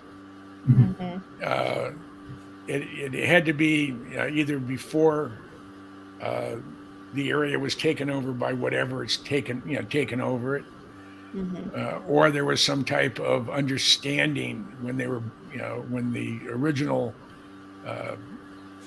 The original people there were actually putting Skinwalker Ranch, together with multiple buildings and roads and stuff. If everything is shutting down, how did they get anything done? Well, I don't know if you've watched Blind Frog Ranch, which is actually where I'm going to be because I'm going to the. Are you going to the UFO Disclosure Symposium, Michael? I am not. Oh man! All right. Well, I did just see you at UFO Con, but still. So I'm going to be at Blind Frog Ranch, which, if you haven't watched the show, Jim, it's interesting. It's really interesting. Slightly different angle or take. I don't know if you've seen it, Michael. Than Skinwalker. They're originally looking for Aztec gold, but they find all of these weird similarities to Skinwalker. But one thing they found is there's a high amount of iridium in the soil. And so that could explain some of these weird electromagnetic anomalies that they're having. And I'm curious, well, maybe since it is right next to Skinwalker, maybe the same kind of thing is going on there as well. But it would be, I don't know, interesting. Tangent, I know, but interesting. Yeah. Amy's here. Alien Girl 111. Hey, Amy. Alien Girl. How's it Michael, going? she's happy to see you. Amy's going to be there too. I'm very excited, as is Akashi Chris. Oh, yes, and pockets of gallium. Yes, that's right. They had these weird stones with gallium in it, which was really fascinating. Interesting. If you're bored, go watch it. So you have looked at a lot of different kind of unusual cases, or not necessarily unusual cases, but cases that are maybe like outside the realm of most of us, like that we're aware of. What are Okay. some of the more like unusual and strange cases you looked into, Michael? Sure. A lot of these cases I pulled from the Ufos archive that used to be in Evanston, Chicagoland area. And they really had the largest collection of private UFO cases, probably about 60,000, maybe about 18 file cabinets, other places on the back wall where they had other cases on file cabinets, and also shelving. They had cases there as well. But about 2009, 2010 period, I was given access to the library, and I'd go there every Sunday for a couple of years and just start going through the files. Mark Roediger gave me access to the collection, and within those obscure cases, which makes up my book, there's a case in 1972 timeframe, and this is in Venezuela, where a family was on the top floor of their 14th floor apartment complex. They're looking off to the right, where they usually see this commercial airliner approaching. And what they saw this time was kind of a you could call it an orange glow approaching their apartment complex. But as it got closer, this was about 100-foot long elliptical shaped craft that had kind of a straight back end. And then near the 1/3 back from the leading edge of the craft, there were these double cast iron exhaust ports, both right and left hand side and on the rear.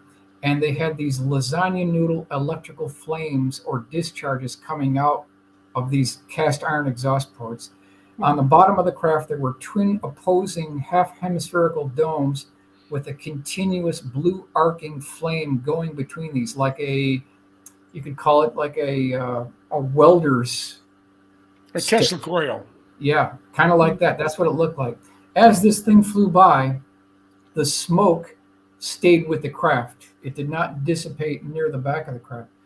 This thing made about a 45-degree tip up and then flew by, and then another one identical to that came by about 5 minutes later, and it was seen by 3 eyewitnesses.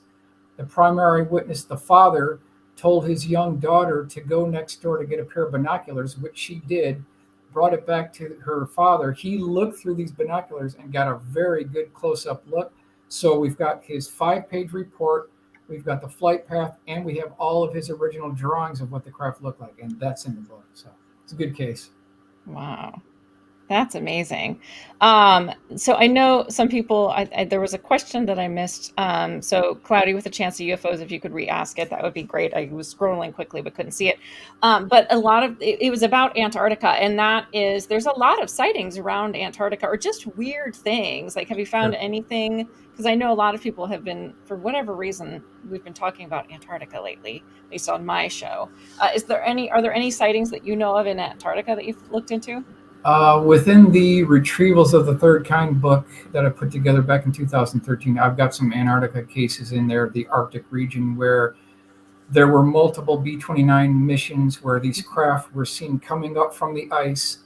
And what they would do is they would fly directly behind the trailing edge of the B-29, between the trailing edge of the main wing and the leading edge of the horizontal stabilizer, locked in position, while all of the sensors were going off, all the still camera photographs were going off, the cameras were going off. They had motion picture film reels of this. All of that footage has never been seen, but they've got it. They've got it. Wow. So were they able to visibly, you said they were able to visibly see the craft, correct? Oh, absolutely. It was within 20 feet of the fuselage of the aircraft. Wow. Up close range motion picture film reel footage. Absolutely. It does exist. Oh my gosh. That's amazing. And it's being kept under wraps. Is there any of the footage that we have, anything clear that is actually out there for us to see that is real footage? I know what we need is unambiguous close-up daylight sightings. That's what we need. We don't need these blurry things that they like to release. We need real world. Yeah, a little dot flying over here, moving here with with no reference to a fixed point. So Correct. it may be just the camera moving. Correct.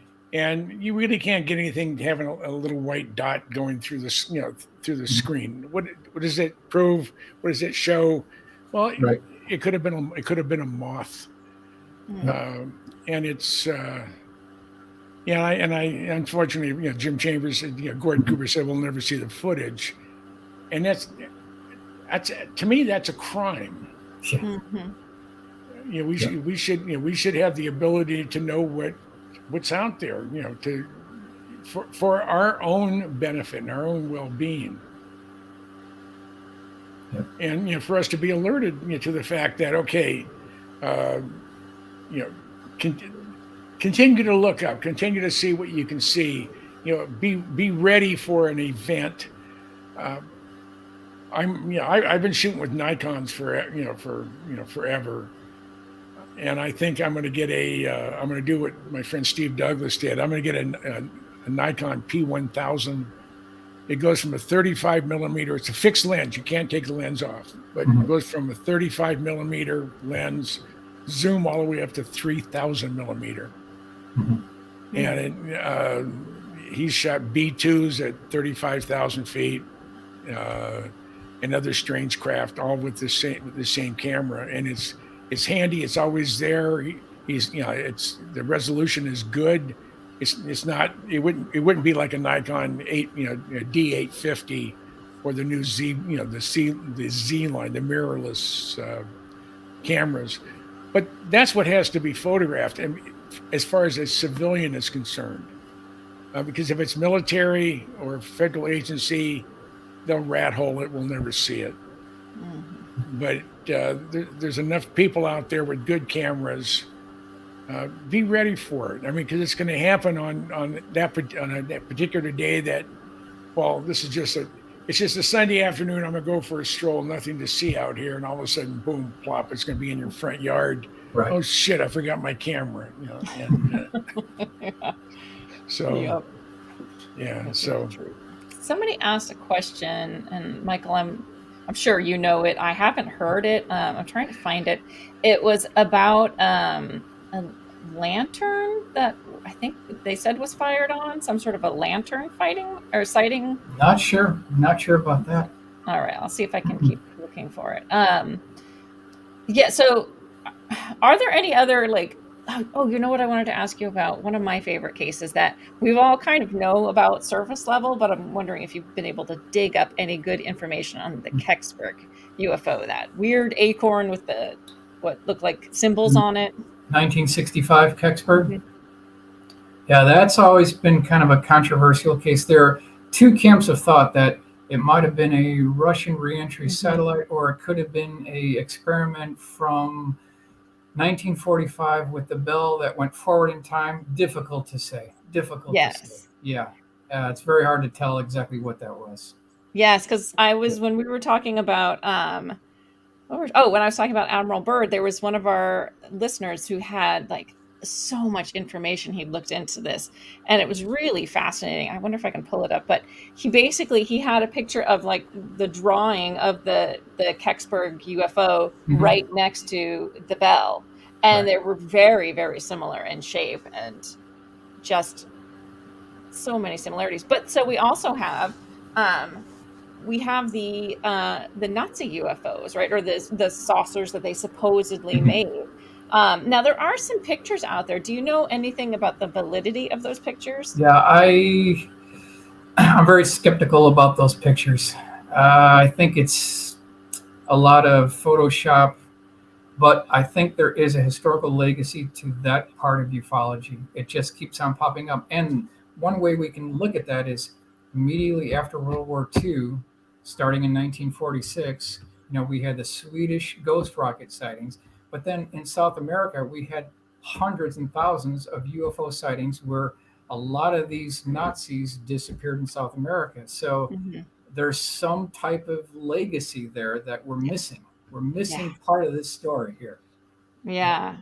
And obviously what they did is not wonderful, but they were fascinating in the way of their kind of almost obsession with the occult and with different things that they wanted to sort of bring into their understanding of the world were really interesting. So I agree with you. I think that there is something there that we're missing. This isn't the one I was thinking of, but George wants to know, isn't one of the observables the blurriness around the craft? Yeah, there's cases where when these craft power up, there's a blue coronal discharge around the leading edge of the craft. And so that could definitely cause some blurring. Okay. Oh, good, Claudia. Let's see. Do either of the guests think we have found an artifact or ruins under the ice, and that's why a lot of high-profile people have been going down there, Antarctica, in the past few years? I want to know too. Yes, I want to know. Just prior to 9/11, I had submitted a request to do a story on the resupply of Antarctica. And I was going to fly down with the 62nd Air Wing at Cord. They fly down to Christchurch, and then they support the resupply of Antarctica during their summer season, which is November, December, January, February. So I do it for about four and a half months. And I was all ready to go. Things were moving forward, and then 9/11 hit, and everything just sort of disappeared. I'm very tempted to resubmit that request. I don't. They may decline me because of my age, but I will sign papers or whatever it is, removing them of any obligation, financially if something happened to me. But I would love to go down there on a C-17 and spend 2 weeks in Antarctica, going to the various locations. I think it would be a kick in the butt. And there's why was John Kerry there? Why was Newt Gingrich there? And why was Buzz Aldrin there? That's what we need to know. Yeah. Yes. Yeah. And there's just so many reports of under ice facilities. I read just recently there's they think they found reproductions of the same size of the the three main pyramids in Giza in Egypt, and they're under the ice. We only know what 5% of the ocean has been explored. And the ocean covers a majority of this planet. Mm-hmm. So there's a lot of things out there that we don't have a clue of. You could land a 10-mile wide UFO in the Indian Ocean, no one would ever know it, or in the middle of the Pacific, no one would ever know it. Mm-hmm. The Atlantic, not so much, because I think there's more traffic and it's not as big an area. But 5% of the ocean we've surveyed, we've taken a look at. That leaves majority of the planet is unexplored. Yeah, that's true. And it also goes. I mean, if we can't find stuff under the ocean, we can't find stuff that's wandering around in our forests. I think I can't remember his first name. His last name is Rudd. He's the Sasquatch guys out of Michigan. Mm-hmm. I mean, here they have FLIR imagery from a helicopter chasing a Sasquatch, and it has the same walk and everything else as that famous one. I can't remember the name of it. And then it steps over this clearing, which is 12 or 13 feet. It's known to the people who are in the helicopter, and it was one step across a 12 or 13 foot opening. And this goes on for about a minute. Did you see the video when we were in Las Vegas? I did see it, yeah. I did see it. That was. I mean, this is in our own backyard, yet we have no idea. So. With all the extreme campers and hikers and mountain climbers and guys on mountain bikes and whatever going through the forest where no one has really been spending much time, I'm surprised there hasn't been any more encounters when it comes to that type of creature. Mm-hmm. I mean, if it's in our backyard, if it's within the state of Washington, for example, or just the Cascades, or just the Olympics. That's a small geographical area compared to the rest of the world, the planet. And we haven't been able to find where they live. We haven't been able to find the Patterson film, yeah. So, I mean, we have to, there's, between beginning of World War II and the late 1960s, there were several thousand aircraft disappeared going across the Rockies. And majority of those crashes have never been found. Wow. So every once in a while, someone, a hiker will come up against a crashed World War II or a Korean War vintage, or even Vietnam vintage. I mean, we had when I was stationed at Lowry in Denver, we had log air C-46s, Curtiss C-46 commandos, and they'd take off fully loaded, and they'd disappear off the end of the runway, and you're waiting for the plume of fire and smoke to come up, and they see them as they finally heading towards, and they're going down, going through valleys because they can't get up high enough to go over the real high peaks. And they lost a log air airplane when I was stationed there in '63. They never found it. I mean, they didn't find any trace of it. They had a lot of very valuable equipment on it. And one of the speculation is that when they took off, they stayed really low and they just head south into Mexico. But I don't know. But there's just too many things that have disappeared in the Rockies that people have we've lost track of. We haven't found the remains of airplanes that have crashed. So and we haven't been able to find anybody. Okay. I was permanent party. This is for Crowley. I was permanent party at Lowry. I was in building in 296, and I worked on Lowry 1, but I actually worked the whole base, including the Titan 1 sites that were out there. So fun time. That's a long time ago. It's almost 60 years ago. That makes me old. Never. Yes. Never. Yeah. You know what I find interesting? So Bigfoot isn't like my strong suit, but what I find interesting is that there are reports that the military either have knowledge of Bigfoot, have looked into Bigfoot, and or are working with Bigfoot, which is really weird and fascinating. My brothers had the nickname of Sasquatch or Squatch forever. Ted's 6'6". Oh my gosh. Wears a size 17 quadruple E shoe. I was wearing a pair of wingtips, and I was able to put his tennis shoes on over my wingtips. I wear a size 13 shoe. So,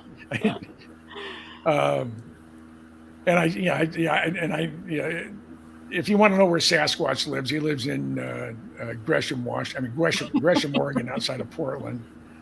You got his address. Yeah.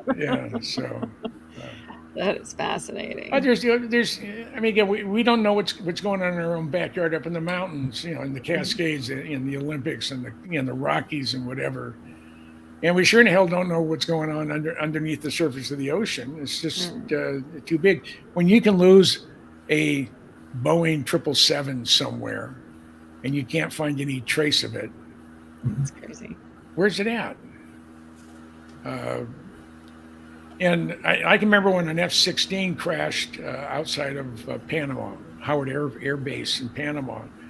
It was the husband of our public affairs officer, and the guy was a tech sergeant. He was getting a hero ride on a two-seat F-16, and it was seen at about 1,500 feet going along the coast heading north, and there was some speculation that it crashed into the Pacific. And then somebody said, well, no, it probably, the way it was going, it may have crossed over Central America, it may have crashed in the Gulf of Mexico or the Caribbean. And the Air Force came and said, we're not going to tell you how we know. No, the Navy came back and said, we're not going to tell you how we know, but nothing crashed into the Pacific Ocean the Gulf of Mexico or the Caribbean in the last 72 hours. Hmm. Well, how'd you know? Well, we know, but we're not going to tell you. Don't you love it? Yeah, yeah. So we have all sorts of capabilities. I can remember it was winter. I think it was the winter of 65, 66 up on Alaska.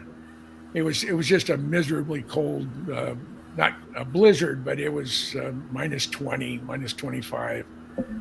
And one of the guys came down from we call it the green latrine. It was a security service up on the hill.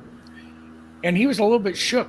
And he'd been a security service for many, many years. I said, what spooked you? And he said, I can't tell you, but whatever you do, never underestimate the capabilities of the United States military. And this is 1960, 65, 66 timeframe. And he was blown away by something he read. In security service, you see everything that from eyes only down. So he saw some stuff that was pretty amazing. So there's stuff out there. We just got to be at the right place at the right time with the right equipment, and hopefully there's going to be somebody who said, I'm tired of this crap.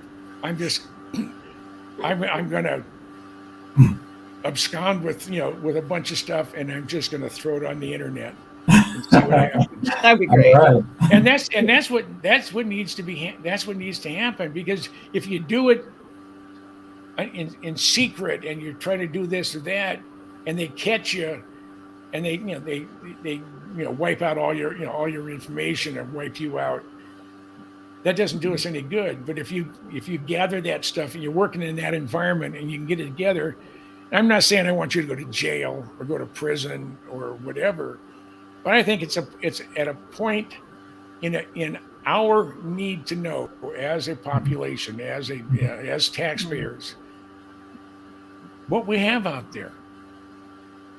And that's going to be the best way. And if someone would just do a data dump into, not necessarily Facebook, but onto the internet, maybe one of our podcasts or whatever, but do a data dump on it with stuff that can't be refuted. I mean, we can have experts look at the imagery, what's not faked. It hasn't been photoshopped. It hasn't been altered. It hasn't been cut and paste. That's what needs to happen. I mean, it'd be almost like the Pentagon Papers. I don't really want to, support that type of stuff, but I think on just for the mental well-being of the population of our country and the world, that inquiring minds want to know. Fap wants to go camping with you somewhere to see some weird shit, as he put it. Yeah. Well, there's two places we can go. One is we can go to the northern fence line, Area 51. I know where to go. I was out there with a guy named Michael and Dale back in October. That's when we went and saw Lear. And there's we went in there with a white pickup truck with 4 doors, and we went to one of the watering troughs, which is just north of the fence line. So maybe they would think that with the white truck, and if we're working, looks like we're around the watering trough, maybe it looks like we're doing something with the pumps. Maybe we'll be so obvious we'll become invisible. But then put together an encampment using camouflage netting, which I have. I mean, I have a picture taken with when I was with Stu Brown at Tonopah, that you're 150 feet away and you can't see my black Honda Accord, because it had a cover of it, and I had infrared suppressive camouflage netting all the way around it. And it just it blended in perfectly with the with the surrounding area. That's amazing. Michael, have you been camping at Area 51 with Jim? I've never camped there directly. No. What? I think this needs to happen. We need to have Michael Schratt and Jim Goodall camping out at Area 51. With little red dots on their chest, like Lear and I had. Yeah. but they also know they can't intimidate us. So, and they try. But if you depending on how you do it, if it doesn't look like you're there to spy on them, if you look like maybe you're doing some routine maintenance around a watering trough, they may ignore you. They may, you may be so obvious that you become invisible. I mean, it's hide in plain sight, in other words. So, but what has to happen, and let's say I'm 77, I have bad knees. My problem is if I get on the ground, I don't mind sleeping on the ground on a pad with a good sleeping bag, but it's trained to get up off the ground. It's a real challenge at times. So, but I would be more than happy to take, the most you want to be out there with anybody's 3. You never want to go out there by yourself. If you break a leg or get bit by something you don't want to get bit by, if it's a Mojave green, you bend over, kiss your ass goodbye because you're dead. Love the way you phrase things. Yeah, if it's a scorpion, you're not going to die from that. You may, it may be like a real bad bee sting. Yeah. But then you have the other critters. You have coyotes. I'm sure there's mountain lions out, in the mountainous part of it, I'm assuming. And you can really get hurt. You could trip and fall, break a leg. I mean, you could, there are some areas there if you were to fall into, I mean, you'd be stuck in a crack in a bunch of rocks. And if you would have got hurt, you're stuck. Yep. And someone's gonna be wandering through there 100 years from now and they see someone's boots. Well, I wonder what that boots are for. To pull the boot off. Oh, it's attached to a skeleton. Oh, that's Goodall. Never mind. So, and in my area of expertise, it's not necessarily UFOs. My area of expertise is hardware. My area of expertise is Area 51 as Tonopah, and it's programs that were developed in a classified environment, but directly attached to that are the same people who chased UFOs in a Blackbird, the same people who who went looking for underground facilities at Area 51 because they were the facility manager. So it all comes in and filters into this, funnels into this, the same area of interest, and we're inquiring minds want to know, and I'm one of those people, and I've always been that way, and I've always been referred to as son of a bitch Goodall. He's a pain in the ass. Well, yeah. That's what keeps me going. Keeps me going. Love it. Well, Jim, we have kept Michael here for over 2 hours at this point in time. That's all right. Michael's used to that. No problem. And absolutely no one does it better than Michael.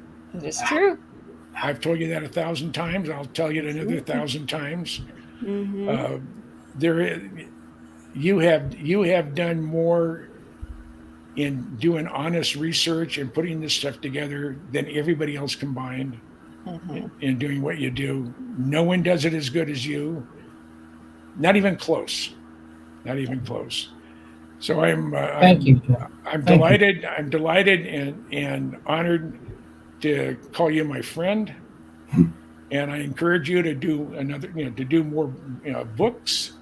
And your Blue Room Media on YouTube, you have new exposés on program UFO events of the past, and you do a couple 3 or 4 of those a week. I don't know how many you do, but I will go through and selectively look at them. And again, yes, the Blue Room Media. Michael, no one does it better than Michael. That's all I can say. Thank you, Jim. You're so kind. I feel the same way about you too. I mean, it's a father figure. So. Yeah. True. Yep. Yeah. It's a great duo for sure. Well, thank you so much, Michael, for coming on. It's been wonderful. Thank you. I appreciate it, and I will probably see you in the next week or so in Roswell. Okay. Sounds good. Thanks. Good. with you and Dr. Greer, and it should be a fun weekend.